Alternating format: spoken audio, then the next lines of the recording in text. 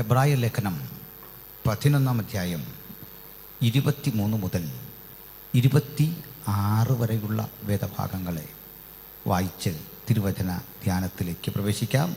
എബ്രായർ 11:23 മുതൽ 26 വരെ.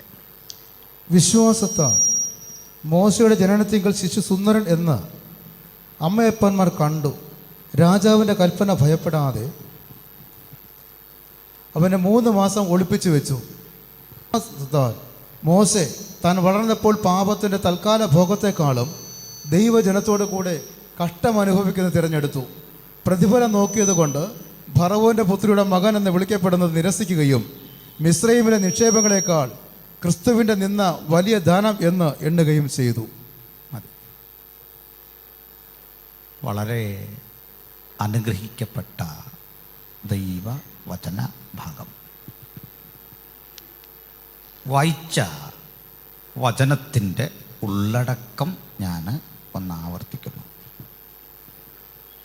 വിശ്വാസത്താൽ മോശയുടെ ജനനത്തിങ്കൽ ശിശു സുന്ദരൻ എന്ന് അമ്മയപ്പന്മാർ കണ്ടു. ഇതിൽ ഒരു പരിഭാഷ ശുദ്ധി ആവശ്യമാണ്. വിശ്വാസത്താൽ മോശയുടെ ജനനത്തിങ്കൽ ശിശു അസാധാരണത്വമുള്ള അല്ലെങ്കിൽ ദിവ്യഭാവമുള്ള സുന്ദരൻ എന്ന് കണ്ടു. വെറും സുന്ദരനല്ല, ദിവ്യഭാവമുള്ള അസാധാരണത്വമുള്ളവൻ എന്ന് കണ്ടു. അമ്മയപ്പന്മാർ അവനെ 3 മാസം ഒളിപ്പിച്ചു. നമ്മൾ ഈ വിഷയത്തിലേക്ക് കടക്കും മുമ്പ് ഞാനിവിടെ തീരെ കുഞ്ഞുങ്ങളെ കാണുന്നില്ല. തീരെ കൊച്ചു കുഞ്ഞുങ്ങൾ ഉണ്ടോ? ചെറിയ കുഞ്ഞൊക്കെ ഉണ്ട്. ഞാൻ ആ കുഞ്ഞ് അടക്കമുള്ള കുഞ്ഞുങ്ങളെ വളർത്തുന്ന സഹോദരിമാരോട് അല്ലെ അമ്മമാരോട് മുത്തശ്ശിമാരോട് ഒരു ചോദ്യം ചോദിച്ചുകൊണ്ട് തുടങ്ങാം. ഈ ഒരു കുഞ്ഞിനെ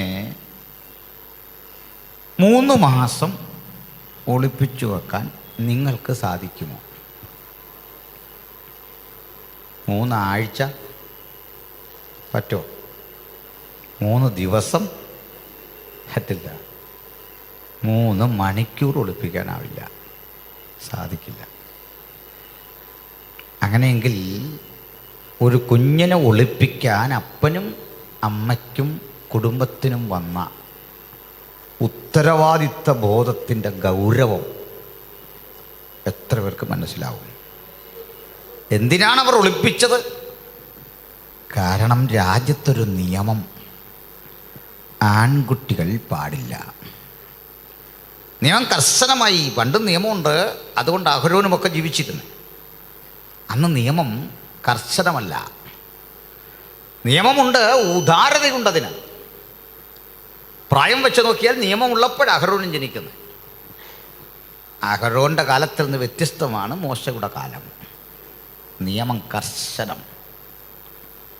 നിയമം ലംഘിക്കുന്ന മാതാപിതാക്കളുടെ ശിരസ് ഛേദിക്കും. കൂട്ടുനിൽക്കുന്നവരെ ചാട്ടവാറിനടിക്കും, കൽത്തുറുങ്കിലിടും. വിവരം ഒറ്റിക്കൊടുക്കാത്ത അയൽവാസികളൊക്കെ അകത്തു പോകും. കർശന നിയമമുള്ളൊരു നാട്ടിൽ 3 മാസം ഒരു കുഞ്ഞിനെ ഒളിപ്പിച്ചു. എന്താ കാരണം? സൗന്ദര്യമല്ല. സൗന്ദര്യം ഉള്ളതുകൊണ്ടാണോ മാതാപിതാക്കളൊക്കെ നമ്മളെ നിലനിർത്തിയേ? അങ്ങനെയാണോ? സൗന്ദര്യമില്ല, അതുകൊണ്ട് കൊന്നു കളഞ്ഞിരുന്നെങ്കിൽ നമ്മിൽ എത്ര പേരിന്ന് യോഗത്തിൽ കണ്ടേനെ? സൗന്ദര്യമില്ലാത്തവരെയൊക്കെ കൊല്ലുകയാണോ? അല്ല, ആ അർത്ഥമല്ല അതിന്. ആഴത്തിലേക്ക് ഇറങ്ങി ഗ്രഹിക്കണം. ശിശു ദിവ്യസുന്ദരനെന്ന് കണ്ടു, അസാധാരണത്വമുള്ളവനെന്ന് കണ്ട് ഒളിപ്പിക്കാൻ കാരണം ഇത് കേവലം ഒരു ശിശുവല്ല. 400 പരം വർഷം ഒരു ജനത കണ്ണീരണിഞ്ഞ് പ്രാർത്ഥിച്ചപ്പോൾ കിട്ടിയ ഉത്തരമാണ്. പ്രാർത്ഥിച്ചു പ്രാപിച്ചതൊന്നും കളയാൻ പാടില്ല. അപ്പൻ വീതം വെച്ച വസ്തുക്കൾ, ശമ്പളം കിട്ടിയപ്പോൾ അധികമായി കിട്ടിയത്, ബോണസ് കിട്ടിയത്, അങ്ങനെ പലതും നഷ്ടമാകാം. പ്രാർത്ഥിച്ച് കിട്ടിയതൊന്നും കളയരുത്. അത് വിലപിടിപ്പുള്ളതാണ്, അത് മഹത്വമേറിയതാണ്. അത് ഒളിപ്പിച്ചു. ആ വീട് നിങ്ങൾക്ക് മനസ്സിലാക്കും. അഹരോന് ഉറക്കമില്ല. അഹരോൻ ഒരു പക്ഷേ വീടിൻ്റെ പരിസരം വഴി നടക്കുക. വേഷം മാറി വരുന്ന ചാരന്മാർ വസ്തുത ചൂണ്ടിക്കാട്ടി ഈ കുഞ്ഞിനെ കൊല്ലാനിടയുണ്ട്. കരഞ്ഞു വിലപിച്ച് ശബ്ദമുണ്ടാക്കുന്ന കുട്ടിയുടെ ശബ്ദം പുറത്തു വരാതിരിക്കാൻ മിറിയാമും കഷ്ടപ്പെട്ടിട്ടുണ്ട്. ഇല്ലെന്ന് പറയാൻ വയ്യ. ഞാനത് എൻ്റെ മക്കളുടെ ചില രീതി കണ്ട് മനസ്സിലാക്കിയതാണ്. എനിക്ക് 3 മക്കളുണ്ട്, ഞാൻ പറഞ്ഞല്ലോ. മൂത്തൊരു പെണ്ണ്, രണ്ടാമത്തെ ഒരു പെൺകുട്ടി, ഇളയതൊരു മോനാണ്. എല്ലാ വീട്ടിലും ഈ 3 മക്കളുടെടുത്ത് ഈ മൂത്തയാളും ഇളയാളും കൂടെ കൂടും. ഇടയ്ക്കത്തെ ആളിന് അല്പം പ്രതിസന്ധിയാണ്. ഇവരങ്ങ് കൂടി ഒട്ടേറെ ഏർപ്പാടുകൾ. ഈ ചെറിയ കൊച്ചിനെ നമ്മൾ തല്ലുന്നൊന്നും ആ വലിയ കൊച്ചിന് ഇഷ്ടമല്ല. അപ്പോൾ ഒരു തല്ലിനുള്ള വകുപ്പുണ്ടെന്ന് കണ്ടാൽ ഈ ചെറിയ കൊച്ചിനെ, ഇപ്പോൾ അത് വലിയ കൊച്ചായി ഡിഗ്രിക്ക് പഠിക്കുകയാണ്, ഈ വലിയ കൊച്ച് ചെറിയ കുഞ്ഞിനിട്ട് ഞാൻ അടിക്കാനിടയുണ്ടെന്ന് കണ്ടാൽ, ഈ കുറ്റം കണ്ടുപിടിച്ചാൽ ഉടൻ ഇവളിങ്ങോട്ട് ഓടി വന്നൊരു തല്ലം കൊടുക്കും. പപ്പ വായിച്ചുകൊണ്ടിരിക്കുമ്പോൾ അത് നിന്നോട് തട്ടിയിടരുന്ന് പറഞ്ഞില്ലേ, ഒറ്റ അടി അടിക്കുന്ന പോലെ ഒന്ന് കാണിക്കും, എടുത്തോടങ്ങ് പോവും. കുഞ്ഞുവാവെ അടിക്കാൻ പാടില്ല. മിറിയാമിന് മോശ ഒരു കുഞ്ഞുവാവയാണ്. തല്ലാൻ ആർക്കും വിട്ടുകൊടുക്കില്ല. ഒരുപക്ഷെ ഈ വൈകാരിക അനുഭവം കൊണ്ടാകാം ആജീവനാന്തം മിറിയാമിനെ മോശയും സഹിച്ചത്. അങ്ങനെ വളരെ ചിന്താർഹമായ ഒട്ടേറെ സംഭവങ്ങൾ ഇതിൻ്റെ ഉള്ളിലുണ്ട്. നമുക്കിതൊന്ന് ആഴത്തിൽ ഗ്രഹിച്ചാലോ?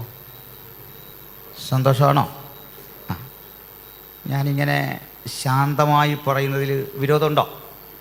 വിരോധിച്ചിട്ട് കാര്യമില്ല. ഇതിങ്ങനെ പോവുള്ളൂ. നിങ്ങൾ ഗ്രഹിക്കാൻ വേണ്ടിയാ. അല്ലെങ്കിൽ നിങ്ങൾക്കത് ഇഷ്ടപ്പെടുന്നില്ലെന്ന് കണ്ടാൽ അത് ഞാൻ ഇച്ചിരി ഉച്ചത്തിൽ പറയാൻ വേണ്ടി പോവാ. അതിനാ ചോദിച്ചത്. പ്രിയമുള്ളവരെ, മോശയുടേതായിരിക്കുന്നതായിട്ടുള്ളതായ ജീവിതത്തിൽ അങ്ങനെ പറയണോ? അങ്ങനെ ഞാൻ പ്രസംഗിക്കാറുണ്ട്. ഇത് നമുക്ക് 1.5 മണിക്കൂർ ഉള്ളതുകൊണ്ട് നമ്മുടെ ആരോഗ്യം നമ്മൾ നോക്കണ്ടേ. അതുകൊണ്ട് ഞാൻ ഒന്ന് ശാന്തമായിട്ട് പറയാൻ പോവാണ്. വിരോധമില്ലല്ലോ. ഒരു ദിവസം ഇങ്ങനെ പോട്ടെ, സന്തോഷമായിട്ടിരുന്നാട്ടെ. അപ്പോൾ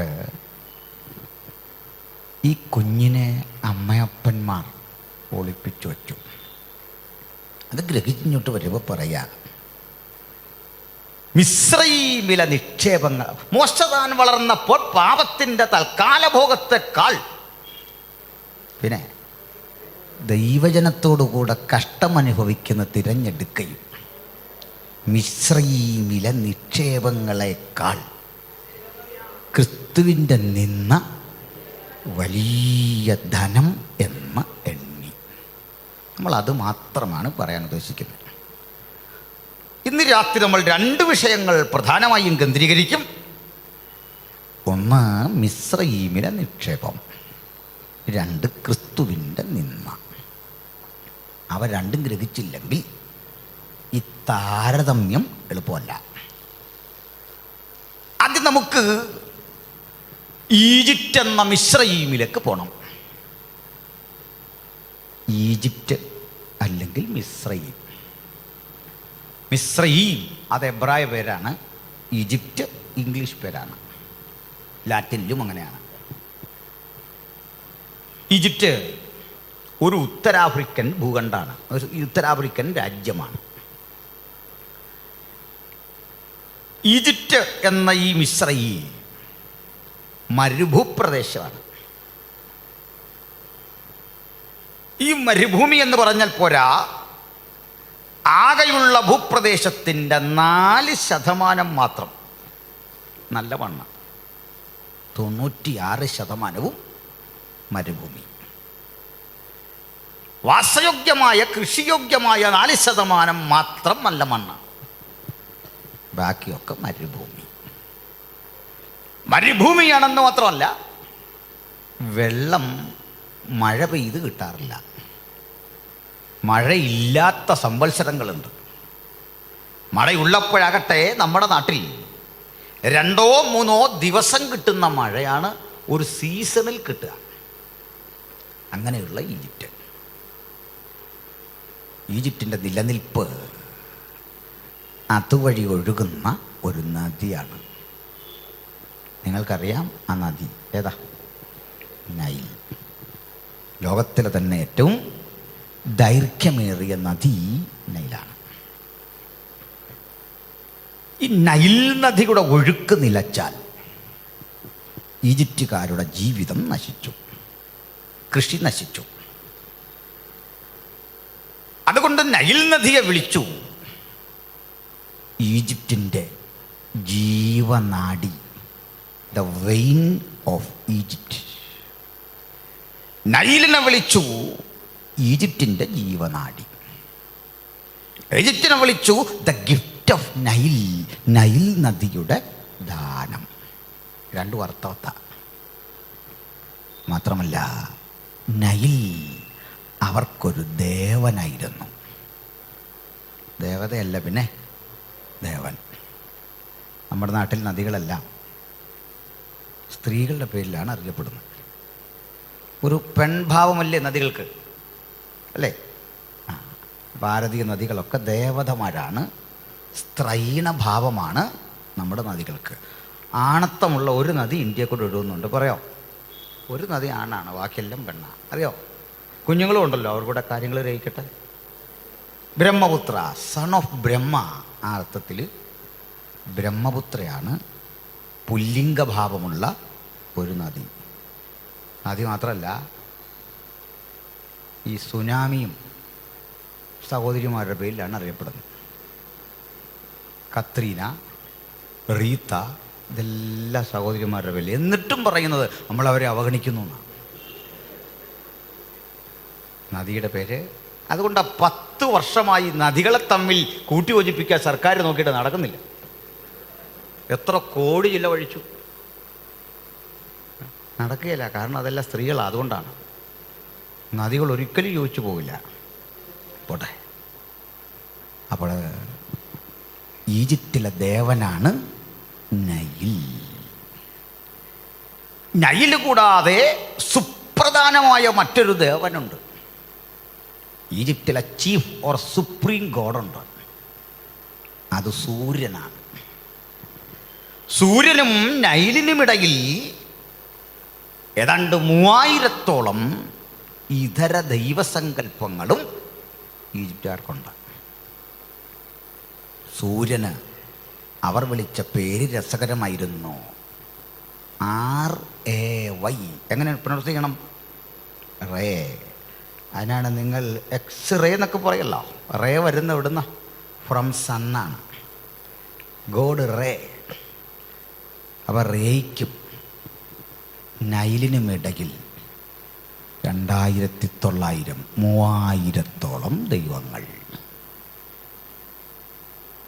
എന്നാൽ ഇതൊന്നും കൂടാതെ മറ്റൊരു ആരാധന ശൈലി കൂടി ഈജിപ്തുകാർക്കുണ്ട്. നിക്ഷേപം എന്താന്ന് പറയാനാണ് ശ്രദ്ധിച്ചിരിക്കണം. ഈ ദേവതാസങ്കല്പങ്ങളോട്, മലകളോട്, പുഴകളോട്, പ്രാണികളോട്, കന്നുകാലികളോടൊക്കെ പ്രാർത്ഥിച്ചു പോരുന്ന ഈജിപ്തുകാർ മറ്റൊന്നിനു കൂടി ദൈവപരിവേഷം കൊടുത്തിരുന്നു. അത് മരിച്ചുപോയവൻ്റെ പ്രേതം, ഡെഡ് ബോഡി, അതിനെയും ആരാധിച്ചിരുന്നു. മരിച്ചത് ഒരു സാധാരണക്കാരനെങ്കിലും ലോകത്തേറ്റവും ചിലവേറിയ ശവമടക്ക് ഒരു ഈജിപ്തുകാരൻ്റെതായിരുന്നു. മരിച്ചവൻ്റെ ശരീരം വീടിൻ്റെ ഉള്ളിൽ തന്നെ കുഴിയെടുക്കാതെ ഒരു കട്ടിലിൽ എടുത്തു കിടത്തി. വിലപിടിപ്പുള്ള ആ കട്ടിലിന് ചുറ്റും തറയിൽ നിന്ന് ടോമ്പ് മുകളിലേക്ക് കെട്ടും. അതിനുള്ളിൽ അന്ന് അദ്ദേഹത്തെ കാണാൻ വരുന്ന ആളുകൾ സമർപ്പിക്കുന്ന വസ്തുക്കൾ കൂടി അടക്കണം. എന്തൊക്കെയാണെന്ന് കൂട്ടുക? ശവസംസ്കാരത്തിന് പോകുന്നവർ സ്വർണ്ണമാല കരുതണം, അതവിടെ ഇട്ടിട്ട് പോരണം. പളുങ്ക് പാത്രങ്ങൾ, വെള്ളിക്കരണ്ടികൾ, സംസ്കരിച്ചുണക്കിയ പഴങ്ങൾ, വിലപിടിപ്പുള്ള വസ്തുക്കൾ ഒക്കെ കൊണ്ടേ കാണാൻ പോകാവൂ. അതിന് ത്രാണിയില്ലാത്തവർ ശവം കാണാൻ അങ്ങോട്ട് ചെല്ലണ്ട. ചിലവേറിയ ശവമടക്ക് ജീവിച്ചിരിക്കെ ചെയ്തതിനേക്കാൾ ചിലവ് കൂടിയ ശവമടക്കായിരുന്നു മരിച്ചവന്. നമുക്കൊക്കെ ഒരു വീട്ടിലൊരു പെണ്ണ് വളർന്നു നിന്നാൽ അതിനെ വിവാഹം കഴിപ്പിച്ച് വിടാനുള്ള നമ്മുടെ ഒരു ബുദ്ധിമുട്ടുണ്ടല്ലോ. ഇതുപോലെയായിരുന്നു ഈജിപ്തുകാർക്ക് പ്രായമുള്ള മനുഷ്യരുടെ മരണം. അപ്പച്ചന്മാരെയൊക്കെ കണ്ടാൽ, അമ്മച്ചിമാരെയൊക്കെ കണ്ടാൽ പറയും, എൻ്റെ പൊന്നച്ച ഒരു പ്രയാസം ഉണ്ടാക്കരുത്, എന്ത് വേണമെങ്കിലും തരാം, ഒന്നങ്ങോട്ട് കഴിഞ്ഞിട്ടിരിക്കുക, ദയവ് ചെയ്ത് ഇപ്പോൾ ഒരു പ്രയാസം ഉണ്ടാക്കല്ല, എന്തോ വേണമെങ്കിലും തരാം. ചെറിയൊരു നന്മയില്ലേ ഈ പറഞ്ഞതിൽ? ചെറിയൊരു നന്മയുണ്ട്. പ്രായമുള്ളവരോട് അങ്ങനെങ്കിലും ഒരു ബഹുമാനം. ഇതായിരുന്നു ഈജിപ്തുകാർ.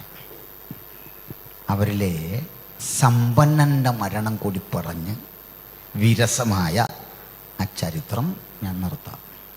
2 മിനിറ്റ് വേണ്ട, നമുക്കത് പറയാൻ സമ്പന്നരെ വിടാം. അതിസമ്പന്നർ അല്ലവരുടെ രാജാവിൻ്റെ മരണം ഞാൻ പറയാം. രാജാവിൻ്റെ സ്ഥാനപ്പേര് ഫറവോ എന്നാണ്. ഫറവോ, മലയാളം ബൈബിളിലെ ഫറവോൻ എന്ന പ്രയോഗം ശരിയല്ല. ഫറവോൻ്റെ അല്ല ശരി, ഫറവോയുടെ, അതാണ് ശരി. പ്രത്യേകം അങ്ങനെ വരണം. ഫറാവോയുടെ ശവമടക്ക്. ഫറാവോ means the great household, മഹാനിവാസം, അതാ പേരിൻ്റെ അർത്ഥം. അങ്ങനെയുള്ള രാജാവിൻ്റെ ശവമടക്ക് ഞാനെന്ന് പറയാം. മരിച്ചത് ഫറവോ എങ്കിൽ കൊട്ടാരം വൈദ്യന്മാർ വന്ന് നാടി പിടിച്ച് മരണമുറപ്പിക്കണം. മരണമുറപ്പിച്ചു കഴിഞ്ഞാൽ ആ മൃതശരീരമെടുത്ത് ഒരു കൽത്തളത്തിൽ കിടത്തണം. മൃതശരീരത്തിൻ്റെ മൂക്കിലേക്ക് നീളമുള്ള ഒരു മുളന്തണ്ട് കുത്തി ഇറക്കണം. ഇസ്നഫീലുള്ളവർ തുമ്മരുത്. എനിക്ക് മനസ്സിലായി. വേണ്ട, അവിടെ നിൽക്കട്ടെ. മരിച്ചുപോയ ഫറവോയുടെ ശവശരീരത്തിലേക്ക് ഒരു മുളന്തണ്ട് കുത്തി ഇറക്കിയിട്ട് രാസവസ്തുക്കളുടെ ഒരു കൂട്ട് അതിനുള്ളിലേക്ക് വിക്ഷേപിക്കും. എന്നിട്ട് ഈ ബോഡി കമഴ്ത്തിക്കിടത്തും. മൂക്കിലൂടെ തലച്ചോറ് പുറത്ത് കളയുന്ന ഒരു വിദ്യ. കാരണം ഈജിപ്തുകാർ വിശ്വസിച്ചു മനുഷ്യ ശരീരത്തിൽ തീരെ ആവശ്യമില്ലാത്തൊരു പാർട്ടാണ് ബ്രെയിൻ. അതങ്ങ് കളഞ്ഞാൽ രാജാവ് ഇനി അമർത്യനായിരിക്കും, ഇമ്മോർട്ടൽ. ഇനി മരണമില്ല രാജാവിന്. ഇത് കാരണമാണ് മരിച്ച് എടുത്ത് കളഞ്ഞു. തീർന്നില്ല. രാജാവിൻ്റെ ഉദരത്തിൽ സുഷിരമിട്ട് ആന്തരിക അവയവങ്ങൾ ഓരോന്നായി പുറത്തെടുത്ത് അവയൊക്കെ രാസലായനിയിൽ പച്ചമരുന്ന് കൂട്ടി മൂക്കി നേരിയ വെയിലത്ത് ഉണക്കിയെടുക്കും. 40 മുതൽ 70 വരെ ദിവസം കൊണ്ട് ഏറ്റവും വില കൂടിയ പെർഫ്യൂമുകളിട്ട് സുഗന്ധവൽക്കരിച്ച് ഈ ബോഡി തിരിച്ച് ആന്തരിക അവയവങ്ങൾ അകത്ത് കയറ്റും. തുന്നിക്കെട്ടി മനോഹരമാക്കി ശരീരത്തിലേക്ക് ഒരുതരം പേസ്റ്റ് തൂത്ത് ലിനൻ തുണി കൊണ്ട് ചുറ്റി ചുറ്റി ചുറ്റി പലയാവർത്തി ചുറ്റും. നിങ്ങൾക്കറിയാം, മമ്മിഫൈ ചെയ്യുക. മമ്മിഫൈ ചെയ്ത ബോഡി വിലപിടിപ്പുള്ള ഒരു കൽപ്പെട്ടിയിലാക്കും. കൽപ്പെട്ടിയിൽ നിന്നെടുത്ത്, കൽപ്പെട്ടിയോടെ എടുത്ത് ഒരു സ്വർണ്ണപേടകത്തിനുള്ളിലാക്കും.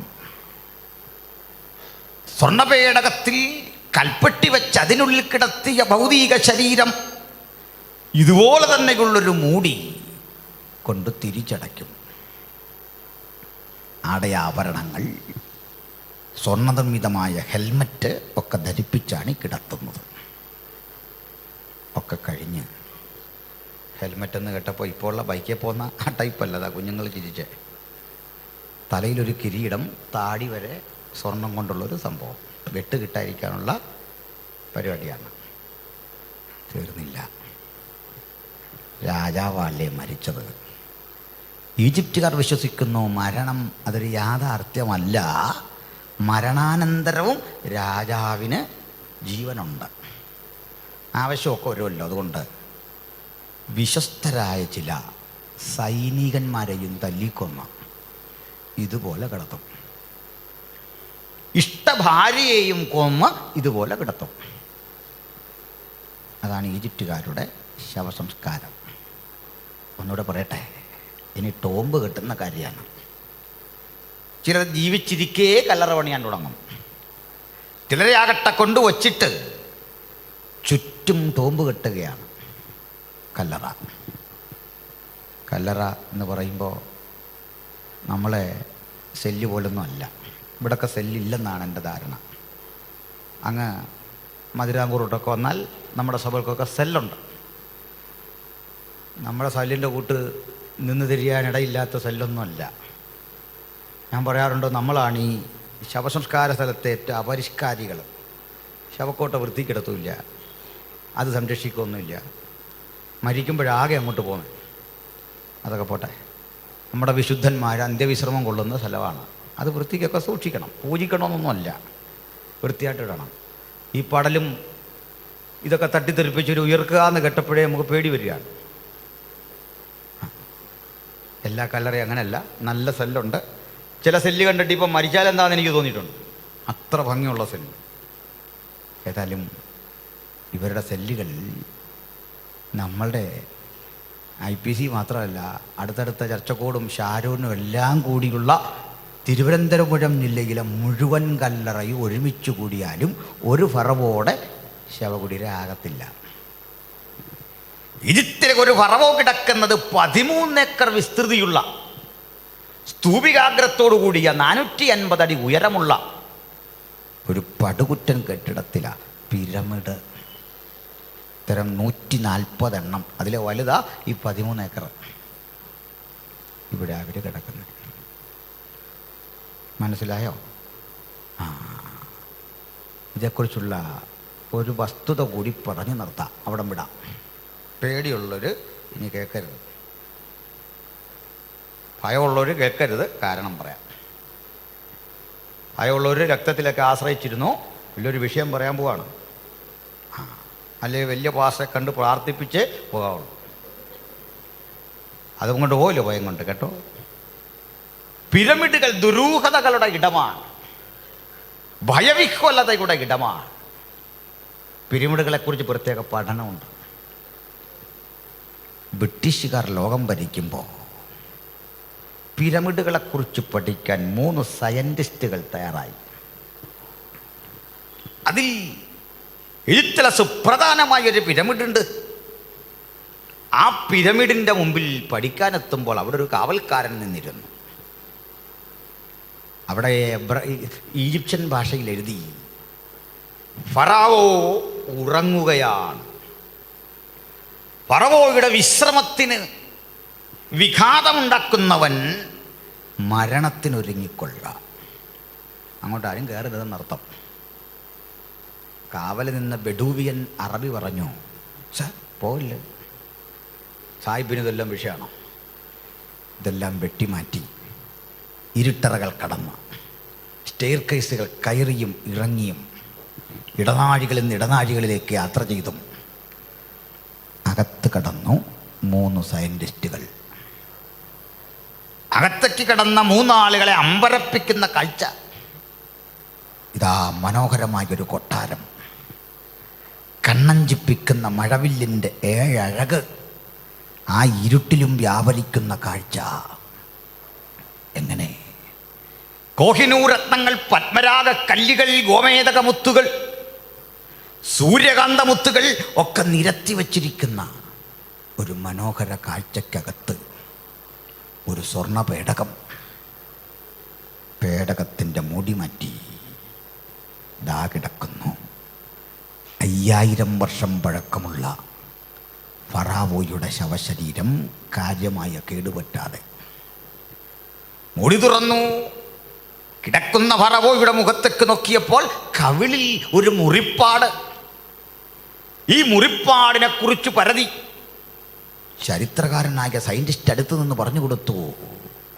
ഇത് കിടക്കുന്ന ആളിൻ്റെ പേര് പറഞ്ഞു, ടൂട്ടാങ്കമൻ. അയാളുടെ കവിളിൽ ഒരു വിഷ ഈച്ച കുത്തിയാണ് മരിക്കുന്നത്. അതിൻ്റെ പാടാത്. പേര് തിരിച്ചുപോയി. സ്വർണ്ണമൊക്കെ അടിച്ചു മാറ്റാൻ പദ്ധതിയിട്ട് പോലീസിനെ കാവലാക്കി മടങ്ങിപ്പോകും വഴിക്ക് 3 സയൻറ്റിസ്റ്റുകൾ തൊട്ടടുത്ത ഒരാഴ്ചക്കുള്ളിൽ 3 വ്യത്യസ്ത സാഹചര്യങ്ങളിൽ കൊല്ലപ്പെട്ടു. ആ ടീം ലീഡർ കൊല്ലപ്പെട്ട രീതി, സ്വന്തം മുറിയിൽ കിടന്നുറങ്ങുമ്പോൾ കവിളിൽ ഒരു വിഷപ്പാമ്പ് കൊത്തി. അതും ഫറവോയുടെ കവിളിൽ. എവിടെ ഈച്ച കുത്തിയോ അതേ സ്ഥാനത്ത്. ഈജിപ്റ്റ് ദുരൂഹതകളുടെ നാട്. ഈജിപ്റ്റ് മരണ ചിന്തകളുടെ നാട്. ജീവിച്ചിരിക്കുന്നവരെക്കാൾ പ്രേതങ്ങളെ ആദരിക്കുന്ന നാട്. ദുരാത്മാക്കളെ മണികൊട്ടി വിളിക്കുന്ന പൈശാചിക നൃത്തം ചെയ്യുന്ന മന്ത്രവാദികളുടെ നാട്. മന്ത്രതന്ത്ര ആഭിചാര കർമ്മങ്ങളുടെ നടുവിൽ ഈജിപ്തിലെ ഫറവോമാർ ജീവിതം അങ്ങനെ സമർപ്പിക്കപ്പെട്ട മാന്ത്രികന്മാരെ ഒരുമിച്ച് കൂട്ടി കൊട്ടാരത്തിൽ വസിക്കും കാലത്ത് ഒറ്റക്കൊരുത്തൻ ചങ്കു വിരിച്ച് ഉയരത്തിലെ ദർശനം പ്രാപിച്ച് അതിനകത്ത് കുടുങ്ങിക്കിടക്കുന്ന ജനതയെ വിടുവിക്കാൻ ഫറവോയുടെ മുഖത്ത് നോക്കി വിളിച്ചു പറഞ്ഞു, വിട്ടുതരില്ല നിനക്ക്.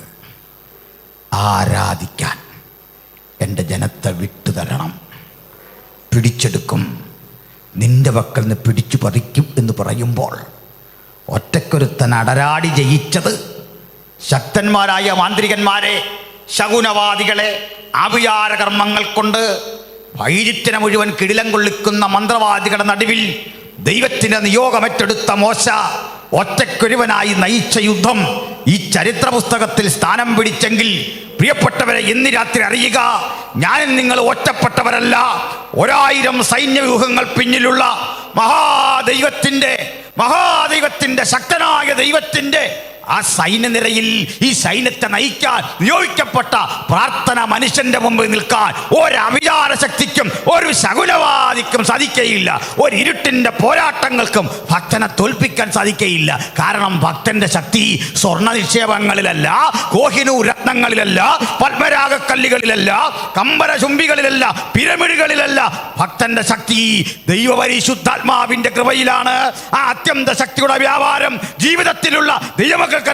എത്ര ഇരുട്ടിന്റെ കോട്ടകളെ ഇടിച്ച് ഇവിടെ വരെ വരാൻ നമ്മെ പ്രേരിപ്പിച്ചത് ആ വലിയ ശക്തിയുടെ പ്രദർശനമെങ്കിൽ, ആ ശക്തിയുടെ ആധാരം ക്രിസ്തുയേശുവിൻ്റെ നിന്ന പകലും സുഖമുള്ള ആ നിന്നയെക്കുറിച്ചല്ലേ നമ്മൾ ചർച്ച ചെയ്തത്. ക്രിസ്തുയേശുവിൻ്റെ നിന്ന വലിയ ധനം എന്നെണ്ണി. നിക്ഷേപം മനസ്സിലായോ? ഇരിക്കുന്ന സ്ഥലം പിടിയിട്ടിയോ? ഇന്ന് ചെന്നാലും ഇവരുടെ ഈ ഫറവോനിക് വില്ലേജുണ്ട്, അവിടുത്തെ കാഴ്ചകൾ കാണേണ്ടതാണ്. അമ്പരപ്പിക്കുന്ന കാഴ്ചകൾ. നമ്മളുടെ ഈ ഡെസ്കിനേക്കാൾ വീതി, ഇവിടെ വരെ വീതിയുള്ള പടുകുറ്റൻ സ്വർണ്ണ നിർമ്മിത ശവപ്പെട്ടികൾ ഇന്ന് ഇരിപ്പുണ്ട് അവിടെ. 1ഉം 2ഉം അല്ല, 100 കണക്കിന്. ബ്രിട്ടീഷുകാർ കണ്ടു കാണുമല്ലോ അടിച്ചു മാറ്റാൻ. അവിടെ ഇരിക്കുക 100 കണക്കിന്. ഒട്ടേറെ കാഴ്ചകൾ, ഒട്ടേറെ വിസ്മയ ലോകം. ഈ ലോകത്ത് അടിമകളായി 430 40 വർഷം പാർത്ത ദൈവമക്കൾ കണ്ണീരും അഭയയാചനയും കൊണ്ട് കാലം കഴിച്ചു കൂട്ടുമ്പോൾ ദൈവം ഈ ജനത്തിനൊരു മധ്യസ്ഥനെ കൊടുത്തു. മോശ പിറന്നു. വീട്ടിലവനെ വളർത്തി 3 മാസം. 3 മാസം കഴിഞ്ഞിനി ഈ കുഞ്ഞിനെ വീട്ടിൽ വളർത്തിക്കൂടാ. നാട്ടുകാരൊക്കെ അറിയും, കളി മാറും. മനസ്സില്ല മനസ്സോടെ അപ്പൻ തീരുമാനിച്ചു അവനെ ഒഴിവാക്കുക. സത്യത്തിൽ അതെത്ര ദുഃഖ. ജനിച്ചതിൻ്റെ അന്ന് മരിച്ചു പോയിരുന്നെങ്കിൽ, ഒരു ചാവിള്ളയായി പുറത്ത് വരാതിരുന്നെങ്കിൽ, അതിലും കനത്ത ദുഃഖത്തിലേക്ക് നയിച്ചുകൊണ്ട് 3 മാസം പ്രായമുള്ള കുട്ടിയെ ഉപേക്ഷിച്ച് കളയേണ്ടി വരുന്ന ഒരപ്പൻ്റെ ഹൃദയവേദന ഓർത്തി. അമ്മയുടെ അരിയിൽ നിന്ന് അവനെ പിടിച്ചെടുത്ത് പെട്ടകത്തിൽ കിടത്തണം. അതിലും വലിയൊരു കാര്യമുണ്ടേ. നൈൽ നദിയുടെ തീരത്ത് പോയി പാപ്പിറസ് ചെടികൾ, അതായത് ഞാങ്ങണ എന്ന് പറയുക, പാപ്പിറസ് തണ്ടുകൾ വെട്ടിയെടുത്ത് പെട്ടകം മെനഞ്ഞ് മാർദ്ദവ വസ്തുക്കൾ വച്ച് വെള്ളം കടക്കാതെ പശ കൊട്ടിച്ച് ഈ ജോലി ചെയ്യുന്ന കണ്ട് മിറിയാം സ്വാഭാവിക അടുത്ത് വന്ന് ചോദിച്ചു കാണും, പപ്പ ഇതെന്താ ഉണ്ടാക്കുക? ഈ കുഞ്ഞിനെ പറഞ്ഞ് കൺവിൻസ് ചെയ്യിക്കുക അപ്പന് ബുദ്ധിമുട്ടുള്ള കാര്യം. പിന്നെ കളയാന്ന് പറഞ്ഞാൽ മിറിയാമിൻ്റെ ഹൃദയം പൊട്ടും. അവൾ പ്രാർത്ഥിച്ചു വാങ്ങിയ കുഞ്ഞാവയാ. ഇതെന്തിനാ? അവസാനം അപ്പൻ പറഞ്ഞു കാണും, ഇത് കുഞ്ഞാവയ്ക്കാ.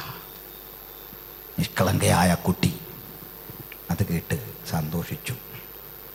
പാവയ്ക്കൊരു തൊട്ടിന്നാ ഓർത്തെ. പക്ഷേ അതിനുള്ളിലേക്ക് കുഞ്ഞിനെ കിടത്തി. അപ്പൻ അതിനെ ഉപേക്ഷിക്കാൻ പോയപ്പോൾ ഏതോ ഒരു തിരിച്ചറിവ് പോലെ പതുങ്ങി പതുങ്ങി അവളും കുഞ്ഞിന് പിന്നാലെ ഒടുവിൽ നൈൽ നദിയിൽ വച്ചു. അപ്പൻ തിരിച്ചു പോന്നു. നിസാരം ഒരു കുഞ്ഞിന് ഇഞ്ചക്ഷൻ എടുക്കേണ്ടി വരുമ്പോൾ അവൻ്റെ കരച്ചിൽ കാണാൻ ത്രാണിയില്ലാത്തവരാ നമ്മളീ പലരും. ഈ രംഗോർത്തെ എത്ര കിരാതം, എത്ര ഭീകരം. ചില ഘട്ടങ്ങളിൽ പരീക്ഷ ഇങ്ങനെ, പരീക്ഷ വരുമ്പോൾ പേടിയില്ലെന്നൊക്കെ പാടുമെങ്കിലും, പരിഹാരം അവൻ കരുതിയിട്ടുണ്ടെന്നൊക്കെ പാടുമെങ്കിലും, ജീവിത യാഥാർത്ഥ്യങ്ങളെ അഭിമുഖീകരിക്കുമ്പോൾ ദുസ്സഹമല്ലേ പ്രിയരെ കാലാവസ്ഥ. മരണം പേടിക്കാനൊന്നുമില്ല, നിത്യതയില്ല. ഇതൊക്കെ പറയുമ്പോഴും ഉള്ളം വിങ്ങുന്നൊരു മാനസികാവസ്ഥ നമുക്കുമില്ലേ? കാരണം നമ്മൾ മനുഷ്യരാ. അവനെ കൊണ്ട് ജലാശയത്തിൽ വെച്ച് തിരിച്ചു നടക്കുമ്പോൾ പോരാൻ മനസ്സില്ലാതെ ഒരു പെങ്ങൾ അവളടുത്ത് നിൽക്കുക. അങ്ങനെ നിന്ന് കുഞ്ഞിനെന്ത് ഭവിക്കും? ഇതാരാ ഒഴുകുന്നതെന്നറിയണ്ടേ? നൈൽ ആരാണെന്നറിയണ്ടേ?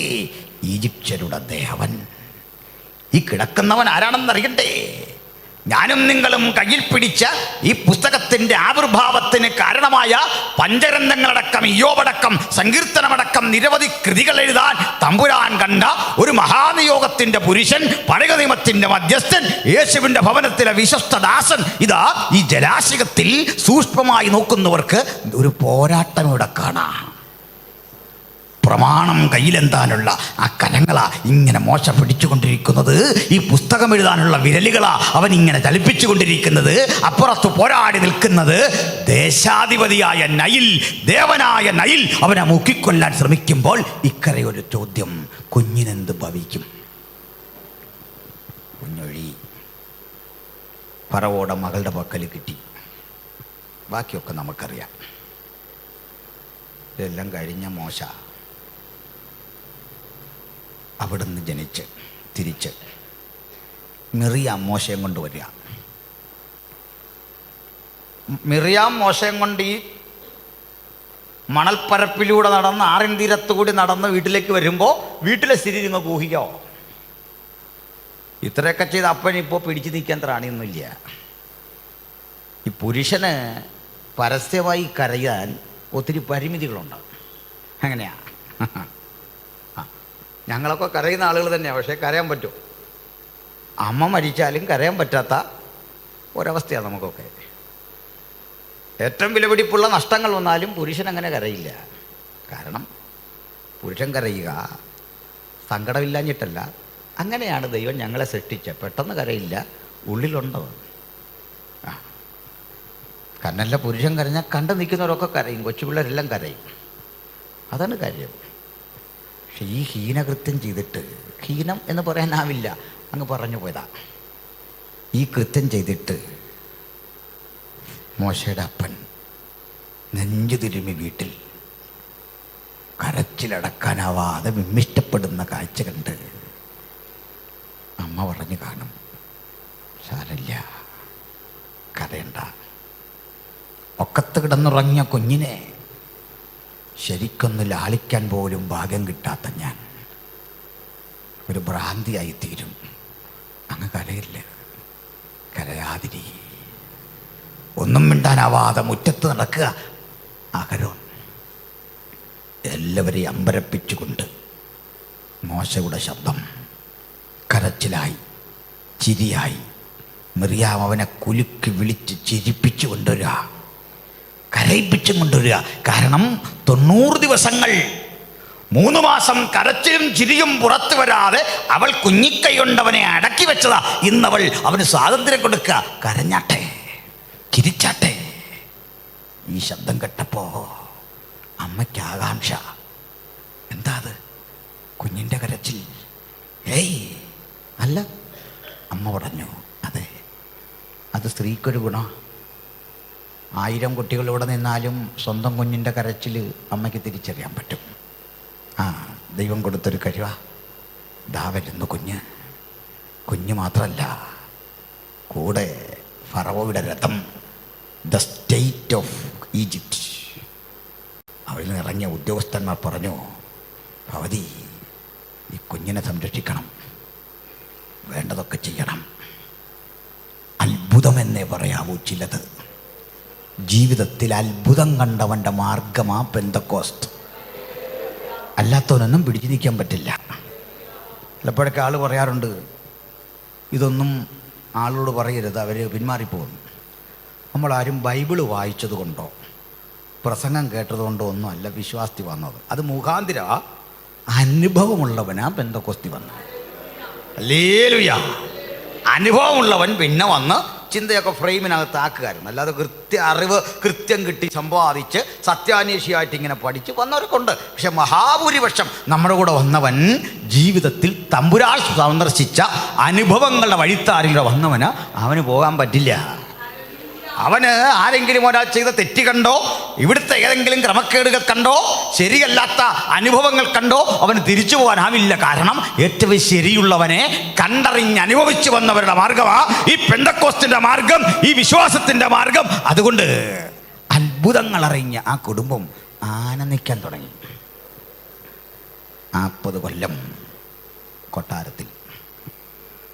അവിടെ വെച്ചാൽ ഒറ്റപ്പെട്ടൊരു കൊട്ടാര വിപ്ലവം. പ്രശ്നങ്ങളൊക്കെ നമുക്കറിയാം. തല്ലിക്കൊന്നൊരുത്തനെ മണലിനകത്ത് പൂഴ്ത്തി, ആകപ്പാടെ പ്രശ്നമായി. അമ്മാവിയപ്പൻ്റെ വീട്ടിലേക്ക് പലായനം ചെയ്തു. അടുത്ത 40 കൊല്ലം. വയസ്സ് 80. 80 വയസ്സ് കഴിഞ്ഞ ഒരാളെ നിങ്ങളും ഞാനും ജീവിതത്തിൽ എങ്ങനെ പരിഗണിക്കും? പ്രായമുള്ളവരെ ഞാൻ ബഹുമാനിക്കുന്ന ഒരാളാണ്, അതുകൊണ്ട് പറഞ്ഞു. കാരണം നമുക്കും പ്രായമാകുമെന്നറിയാം, അതുകൊണ്ടാണ്. അങ്ങനെയാണ്. 80 വയസ്സ് കഴിഞ്ഞ ഒരാൾ ഹൈസ്കൂളിൽ പഠിക്കാൻ ചെന്നാൽ അഡ്മിഷൻ കൊടുക്കുമോ? സാറൊന്നും PGക്ക് ആ പരിസരത്ത് അടുപ്പിക്കുകയല്ല, എനിക്കറിയാം. അങ്ങനെയാണ് അതിൻ്റെ കാര്യം. നമ്മളെടുക്കുമോ? ഹൈസ്കൂളിൽ എടുക്കില്ല. 80 വയസ്സ് കഴിഞ്ഞ ആളിനെ പിന്നെ നമ്മൾ ചെയ്യുന്ന ഈ പ്രയറിൻ്റെ ചുമതല കൊടുത്തിരുത്തുക എന്നുള്ളതാണ്. അപ്പച്ചൻ പ്രയറിൻ്റെ കൺവീനറാണ്, കാര്യങ്ങളൊക്കെ ഒന്ന് നോക്കിക്കോണം. ഐക്യ കൺവെൻഷനൊക്കെ എടുത്താൽ പറയും, പ്രായമുള്ളൊരു പാസെ കണ്ടാൽ പറയും പ്രയറിൻ്റെ ചുമതല. നമ്മുടെ വീക്ഷണത്തിൽ ഏറ്റവും ഡിമാൻഡ് കുറഞ്ഞൊരു പരിപാടിയാണ് പ്രെയർ. അത് അപ്പച്ചൻ ചെയ്തോളൂ. 50-ാം വയസ്സിൽ ആ മോശയ്ക്ക് ദൈവത്തിൻ്റെ വിളി ഉണ്ട്. ആ തെരഞ്ഞെടുപ്പ് കറക്റ്റായ തന്ന മോശയ്ക്കപ്പോഴേ ടച്ച് വിട്ടു, പഠിച്ച വിഷയക്കാരുള്ള ബന്ധം വിട്ടു, കൊട്ടാരത്തിൽ പഠിച്ചതും വിട്ടു, വീട്ടിൽ പഠിച്ചതും വിട്ടു. ഇതെല്ലാം വിട്ടിട്ട് ആകപ്പാടെ അറിയാവുന്ന ആടിനെ വളർത്താനാണ്. അത് കറക്റ്റ് അറിയാം. അത് വലിയൊരു പഠനമാണ്. കാരണം ഈ ആടിനെ വളർത്താൻ പഠിച്ചെടുത്ത് വെച്ചാൽ ജനത്തെ നടത്താൻ പഠിച്ചതും. ഈ ആടിനെ നടത്തിയാൽ ജനത്തെ നടത്താൻ പറ്റും. അതാണ് കാര്യം. തമ്പുരാൻ വിളിച്ചു. മോശമാകുന്ന പറഞ്ഞു, എനിക്ക് അതിനുള്ള ത്രാണിയില്ല. എല്ലാം കേട്ട് അവസാനം ഒന്നുകൂടെ പറഞ്ഞു, ഞാൻ വിക്കനും തടിച്ച നാവുള്ളവനുമാണ്. ആജീവനാന്തം മോശയുടെ വിക്ക് മാറിയോ? നമ്മളാണ് ഇപ്പോൾ വിക്കനും തടിച്ച നാവുള്ളവരാണെന്ന് പറഞ്ഞാൽ അവനെ പിടിച്ച് കൊണ്ടുവന്ന് അവൻ്റെ തലയിൽ പിടിച്ച് 2 കുലുക്കും കുലുക്കി റൈറ്റ് നൗ, ഇപ്പോൾ തന്നെ മാറട്ടെ എന്നൊക്കെ പറഞ്ഞൊരു ബഹളം വെച്ച് വിടും. അവനും കുഴപ്പമില്ല, നമുക്കും കുഴപ്പമില്ല. ഇങ്ങനൊക്കെ ഒരു പരിപാടിയാണ്. ദൈവം അത് മാറ്റിയൊന്നുമില്ല. വലിയ അത്ഭുതങ്ങൾ മോശയിലൂടെ സംഭവിച്ചു, വിക്ക് മാറിയില്ല. എന്തായിരിക്കും കാര്യം? അത് ഞാൻ കണ്ടെത്തിയ ഒരു ഐഡിയ. വിക്ക് നിനക്കൊരനുഗ്രഹമാണ്. വിക്ക് എല്ലാവർക്കും അനുഗ്രഹമാണെന്നല്ല, മോശയ്ക്കൊരു അനുഗ്രഹമാണെന്ന് ഞാൻ പറഞ്ഞു. അല്ലെങ്കിൽ വരിക, മോശെ താൻ പറയാണ് വിക്കനും തടിച്ച നാവുള്ളവനും. അങ്ങനത്തെ ഏറ്റവും വലിയൊരു ക്വാളിറ്റി അത് പറയാൻ തയ്യാറായില്ല. വിക്കനും തടിച്ച നാവുള്ള ആളുമാണ്. നമ്മളാണേത് പറയില്ല. നമ്മളാണെങ്കിൽ വിക്കുണ്ടേ തന്നെ പറയും അത് വിക്കല്ല. ഞങ്ങൾ പണ്ട് പോലെ പള്ളിയിൽ കൊയറി പാടിക്കൊണ്ടിരുന്നു, എക്കോ ഇട്ട് പാടി. അപ്പോൾ അങ്ങനെ നിങ്ങൾക്ക് തോന്നുന്ന ഡിലേ അങ്ങനെ വന്നു പോകുന്നതല്ല, വിക്കല്ലത്. നമ്മൾ സമ്മതിക്കുകയില്ല. അപ്പം അതിനും നമ്മൾ എന്തെങ്കിലും ഒരു ന്യായീകരണം കണ്ടെത്തും. പക്ഷെ മോശ എന്ത് പറഞ്ഞു? വിക്കനും തടിച്ച നാവും. അപ്പം അതിലും വലിയ കട്ടി നിനക്ക് വേണ്ടി നിൻ്റെ സഹോദരൻ സംസാരിക്കും.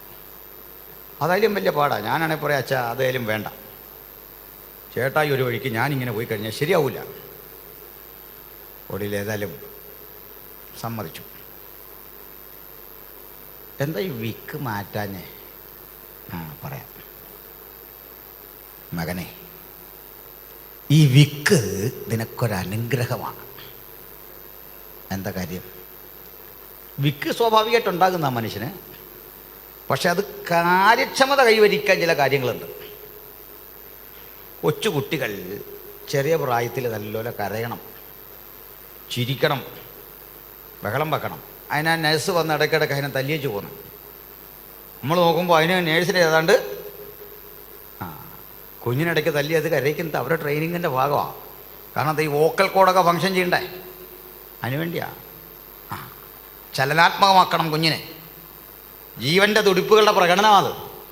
അതിനുവേണ്ടിയാണ് പ്രതികരിക്കാനൊക്കെ ഉള്ള പരിശീലന അതിന് ചെയ്യുന്ന.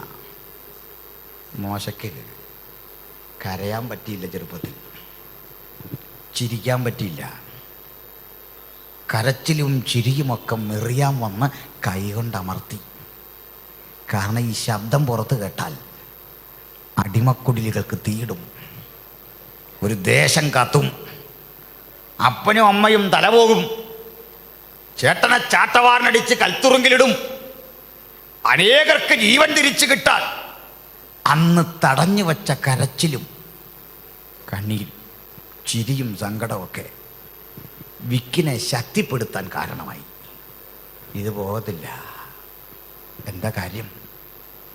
ജീവിതത്തിൽ നീ എത്ര മിടുക്കനായാലും വന്ന വഴി മറക്കണ്ട, നടത്തിയ ദൈവത്തെ വിസ്മരിക്കണ്ട, വളർന്നു വന്ന പാതകളെ അവഗണിക്കണ്ട. ആജീവനാന്തം അത് ഓർത്തിരിക്കാൻ ചില അനുഭവങ്ങൾ അവൻ ജീവിതത്തിൽ വച്ചിരിക്കുന്നത് കണ്ട് ശാപമാണെന്ന് ഓർക്കരുത്. ചില ഓർമ്മപ്പെടുത്തലുകൾ അതെന്നുമെന്ന് നിന്നോട് സംവാദിച്ചു കൊണ്ടിരിക്കും, സ്വയം ഓർമ്മപ്പെടുത്തിക്കൊണ്ടിരിക്കും. നീ ശിശുവായിരുന്ന കാലം, നിന്റെ ബാല്യകാലം, നീ ജീവിച്ചിരിക്കുന്നു. ഒരു കാര്യം കൂടി ഓർക്ക്, നിന്നേക്കാൾ സംഭാഷണ പാടവമുള്ള പലരും ഇന്ന് ഭൂമുഖത്തില്ല മകനെ.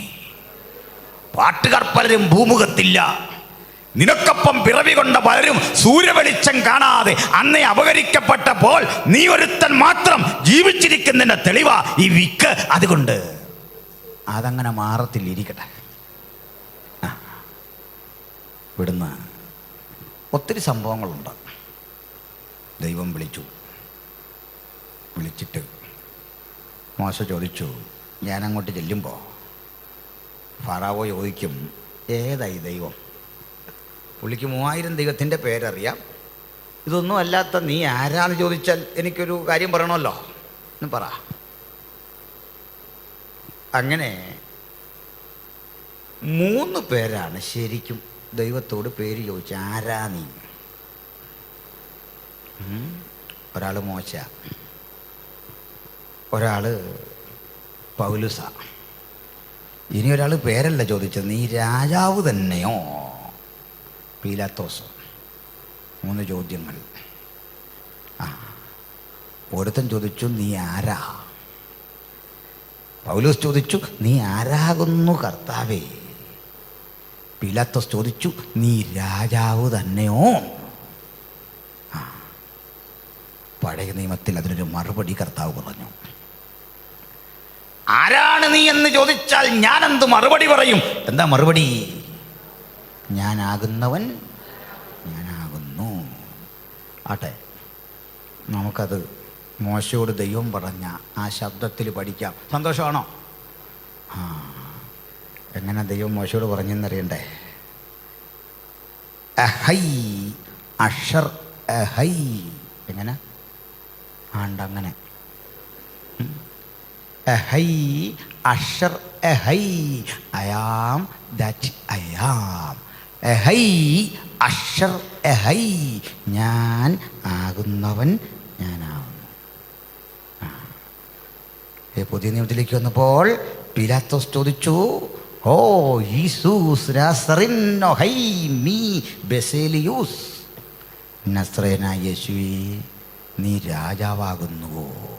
യേശുവിൻ്റെ മറുപടി വളരെ എളുപ്പമാണ്. ആ പേരുള്ള കുഞ്ഞുങ്ങളുണ്ടേ, ശ്രദ്ധിച്ചു. യേശു എന്താ പീലാത്തോസിനോട് പറഞ്ഞേ? എയ്മി. എങ്ങനെ പറഞ്ഞേ? എയ്മി. അർത്ഥം ഞാനാകുന്നു. എയ്മി ഗ്രീക്കാണ്, അഹൈ അഷർ അഹൈ ഹീബ്രു ആണ്. രണ്ടും ഒരു കാര്യം. ശ്രദ്ധിച്ചാട്ടെ. ദൈവം തന്നെ മോശയ്ക്ക് പരിചയപ്പെടുത്തി. ആരാണ് താൻ? ഞാനാകുന്നവൻ. വല്ലതും മനസ്സിലായി നിങ്ങൾക്ക്? എനിക്കൊന്നും മനസ്സിലായിട്ടില്ല. ഉദാഹരണം, നമ്മളിപ്പോൾ ഒരാളെ ഫോൺ വിളിക്കുക. ചില ആളുകൾ ആരാ എന്താന്ന് പറയില്ല, സംസാരിച്ചങ്ങ് തുടങ്ങത്തുള്ളൂ. അളിയോ ഇപ്പോൾ എവിടെയാ? SP-ക്കാർക്ക് ഫോൺ കിട്ടിയേ. ഗ്രേസിയുടെ കാര്യം എന്തോ എളിയാ? ഇതാരാ എന്നാന്നറിയാം എന്തോ ചെയ്യുന്നേ? ഫോൺ വിളിക്കുമ്പോഴേ പറയണം ഞാൻ ഇന്നാരാ, ഇന്നാളാണോ, അങ്ങനല്ലേ? അതതിൻ്റെ ഒരു സംസാരിച്ചു തുടങ്ങാം. അങ്ങനെയെങ്കിൽ ഞാനിങ്ങോട്ട് വരുമ്പോൾ ഇവിടേക്ക് വരാൻ വേണ്ടി നമ്മുടെ പാസ്റ്ററെ വിളിച്ചു, വ്യാസന്മാരെ. രണ്ടാമത് ഇങ്ങോട്ട് വിളിക്കുമ്പോൾ എൻ്റെ ഫോൺ നമ്പർ ഇല്ലെന്ന് കൂട്ടിക്കോ. അപ്പോൾ ഈ പാസ് ചോദിച്ചു, ആരാ? ചില ആളുകൾ ആരാ ചോദിച്ചാൽ പറയും, എന്താ മറുപടി? ഞാനാ. അങ്ങനെ മറുപടി. അങ്ങനെയല്ലേ പറയുന്നത്? എന്നാലും പേര് പറയല. എന്നോട് ചോദിക്കുക ആരാ, മനസ്സിലായില്ലല്ലോ. അപ്പോൾ ഞാൻ മറുപടി പറയാ, അത് ഞാനാകുന്നവൻ ഞാനാകുന്നു എന്ന് പറഞ്ഞാൽ ഈ ദൈവാസൻ എന്തോ തോന്നും. മോശയോട് പറയാ, എഹൈ അഷറഹൈ, ഞാനാകുന്നവൻ ഞാനാകുന്നു. ഇതൊരു പദം ഉണ്ടാവും പറയാനാ. ആകുക എന്നർത്ഥം വരുന്നൊരു പദമാണ് അഹൈ. ആ അഹൈ പിറന്നത് ഹയ എന്ന പദത്തിൽ നിന്ന്. ഹയ ഹയ ആ പദത്തിൽ നിന്ന് പിറന്ന ശക്തിമത്തായ മറ്റൊരു പദമാണ് യഹോവ. ഹയ ആണ് ഞാൻ, ആകുന്നവനാണ് ഞാൻ. യാവേ ആ പദത്തിൻ്റെ അർത്ഥം ആകുന്നവൻ. ഇതാണോ അത്ഭുതം എന്നാ പറയാം. ഇംഗ്ലീഷിലെ BEB ആണ്, ഹീബ്രുവിലെ ഹയാ. ഹയായിൽ നിന്നാണ് ഇത് പദം ഉണ്ടായത്. യാവേ, യഹോവ. ഞാൻ യഹോവ എന്നുള്ള യാവേ എന്ന് പറയുക. അപ്പോൾ ക്രൈസ്തവരുടെ ദൈവമായ യഹോവ, ആ പദത്തിൻ്റെ അർത്ഥം എന്താ? ആകുന്നവൻ. എന്താ അതിൻ്റെ അർത്ഥം? ഈ ബിയുടെ ഫോമുകളാണ് നമ്മൾ ഓക്സിലറി വെർബുകളായിട്ട് പഠിക്കുന്നത്. അങ്ങനല്ലേ? ഹാവ്, ഹാസ്, അടക്കം അങ്ങനല്ലേ? നമുക്ക് ഈ 24 ഓക്സിലറി വെർബ് അറിയാത്ത ഒറ്റയാൾ ഇവിടെ ഇരിപ്പില്ല. അത് എവിടെ ഉപയോഗിക്കണമെന്നുള്ള കാര്യത്തിലാണ് തർക്കം. ഹാവാണോ ഹാസാണോ എന്ന് ഓർത്ത് വരുമ്പോഴേക്കും മറ്റോ സ്ഥലം വിട്ടുപോകും. അത് ആ ഒരു പ്രശ്നമുള്ളൂ നമുക്ക്. ഇതെല്ലാം ശരിക്കറിയാം, ഇതെവിടെ വെക്കണം എന്നുള്ള കാര്യത്തിൽ ഇതുവരെ ഒരു തീരുമാനത്തിൽ നമ്മൾ എത്തിയിട്ടില്ല. ചുരുക്കി പറഞ്ഞാൽ ദൈവത്തെ പരിചയപ്പെടുത്തുക കർത്താവ്. ഇന്നലകളിൽ ഇവിടെ എന്തായിരുന്നുവോ, പ്രപഞ്ചമങ്ങനെ നിലനിന്നുവോ, എന്തൊക്കെ നീ കണ്ടുവോ, എന്തൊക്കെ നീ കാണാനിരിക്കുന്നുവോ, അതിൻ്റെ കാരണഭൂതനായ ഹയാ യാവേ അത് ഞാനാ. നീ ഇത് പോയെന്ന് പറഞ്ഞാൽ മതി. ഇത് പോയി പറഞ്ഞാൽ ഫറോയ്ക്ക് മനസ്സിലാവില്ല. വിഷമിക്കണ്ട, ഇത് തിയറി ഇത്രേ ഉള്ളൂ. പ്രാക്ടിക്കൽ പുറകെ വരുന്നുണ്ട്. ഫറവോനെ ഏറ്റവും അധികം പ്രാക്ടിക്കലിലൂടെ ദൈവം കടത്തിവിട്ട് അതിൽ പിന്നെ അവൻ ചോദിച്ചിട്ടില്ല ഇതാരാന്ന്. അതൊക്കെ ഡീസൻ്റ് നമ്മുടെ പൗലോസ് രക്ഷിക്കപ്പെട്ടതിൻ്റെ അന്ന് എന്തോ കിട്ടിയ നമുക്കൊക്കെ ഒരു അനുഭവം ഉണ്ടല്ലോ. കടമായിരുന്നു, ബുദ്ധിമുട്ടായിരുന്നു, തലവേദനയായിരുന്നു, മാറാ രോഗമായിരുന്നു. പക്ഷെ പൗലോസിന് കിട്ടിയത് നല്ല സൂപ്പർ അടി കിട്ടി. കണ്ണിൻ്റെ കാഴ്ച നശിച്ച് ചാടിയെഴുന്നൊരു ചോദ്യമാ, നീ ആരാ? മനസ്സിലായോ? നീ ആരാ? എന്നെ വിസ്മയിപ്പിച്ചൊരു ചോദ്യമാണ്. യേശുവിൻ്റെ മറുപടി വളരെ ലളിതം. നീ ഉപദ്രവിക്കുന്ന യേശു. നസ്രായനെന്നൊന്നുമില്ല, ലളിതമായൊരു അഡ്രസ്സ്, വളരെ ലളിതമായൊരു അഡ്രസ്സ്. നമ്മളല്ല ഇത് പറഞ്ഞെങ്കിൽ എങ്ങനെ ഇരിക്കും? നീ ആരാന്ന് ചോദിച്ചതിന്. ഇനി നമുക്കത് പറയാൻ വയ്യ, വേറെ ആരെങ്കിലും കൊണ്ട് പറയിപ്പിക്കും ഞാൻ ആരാന്ന്.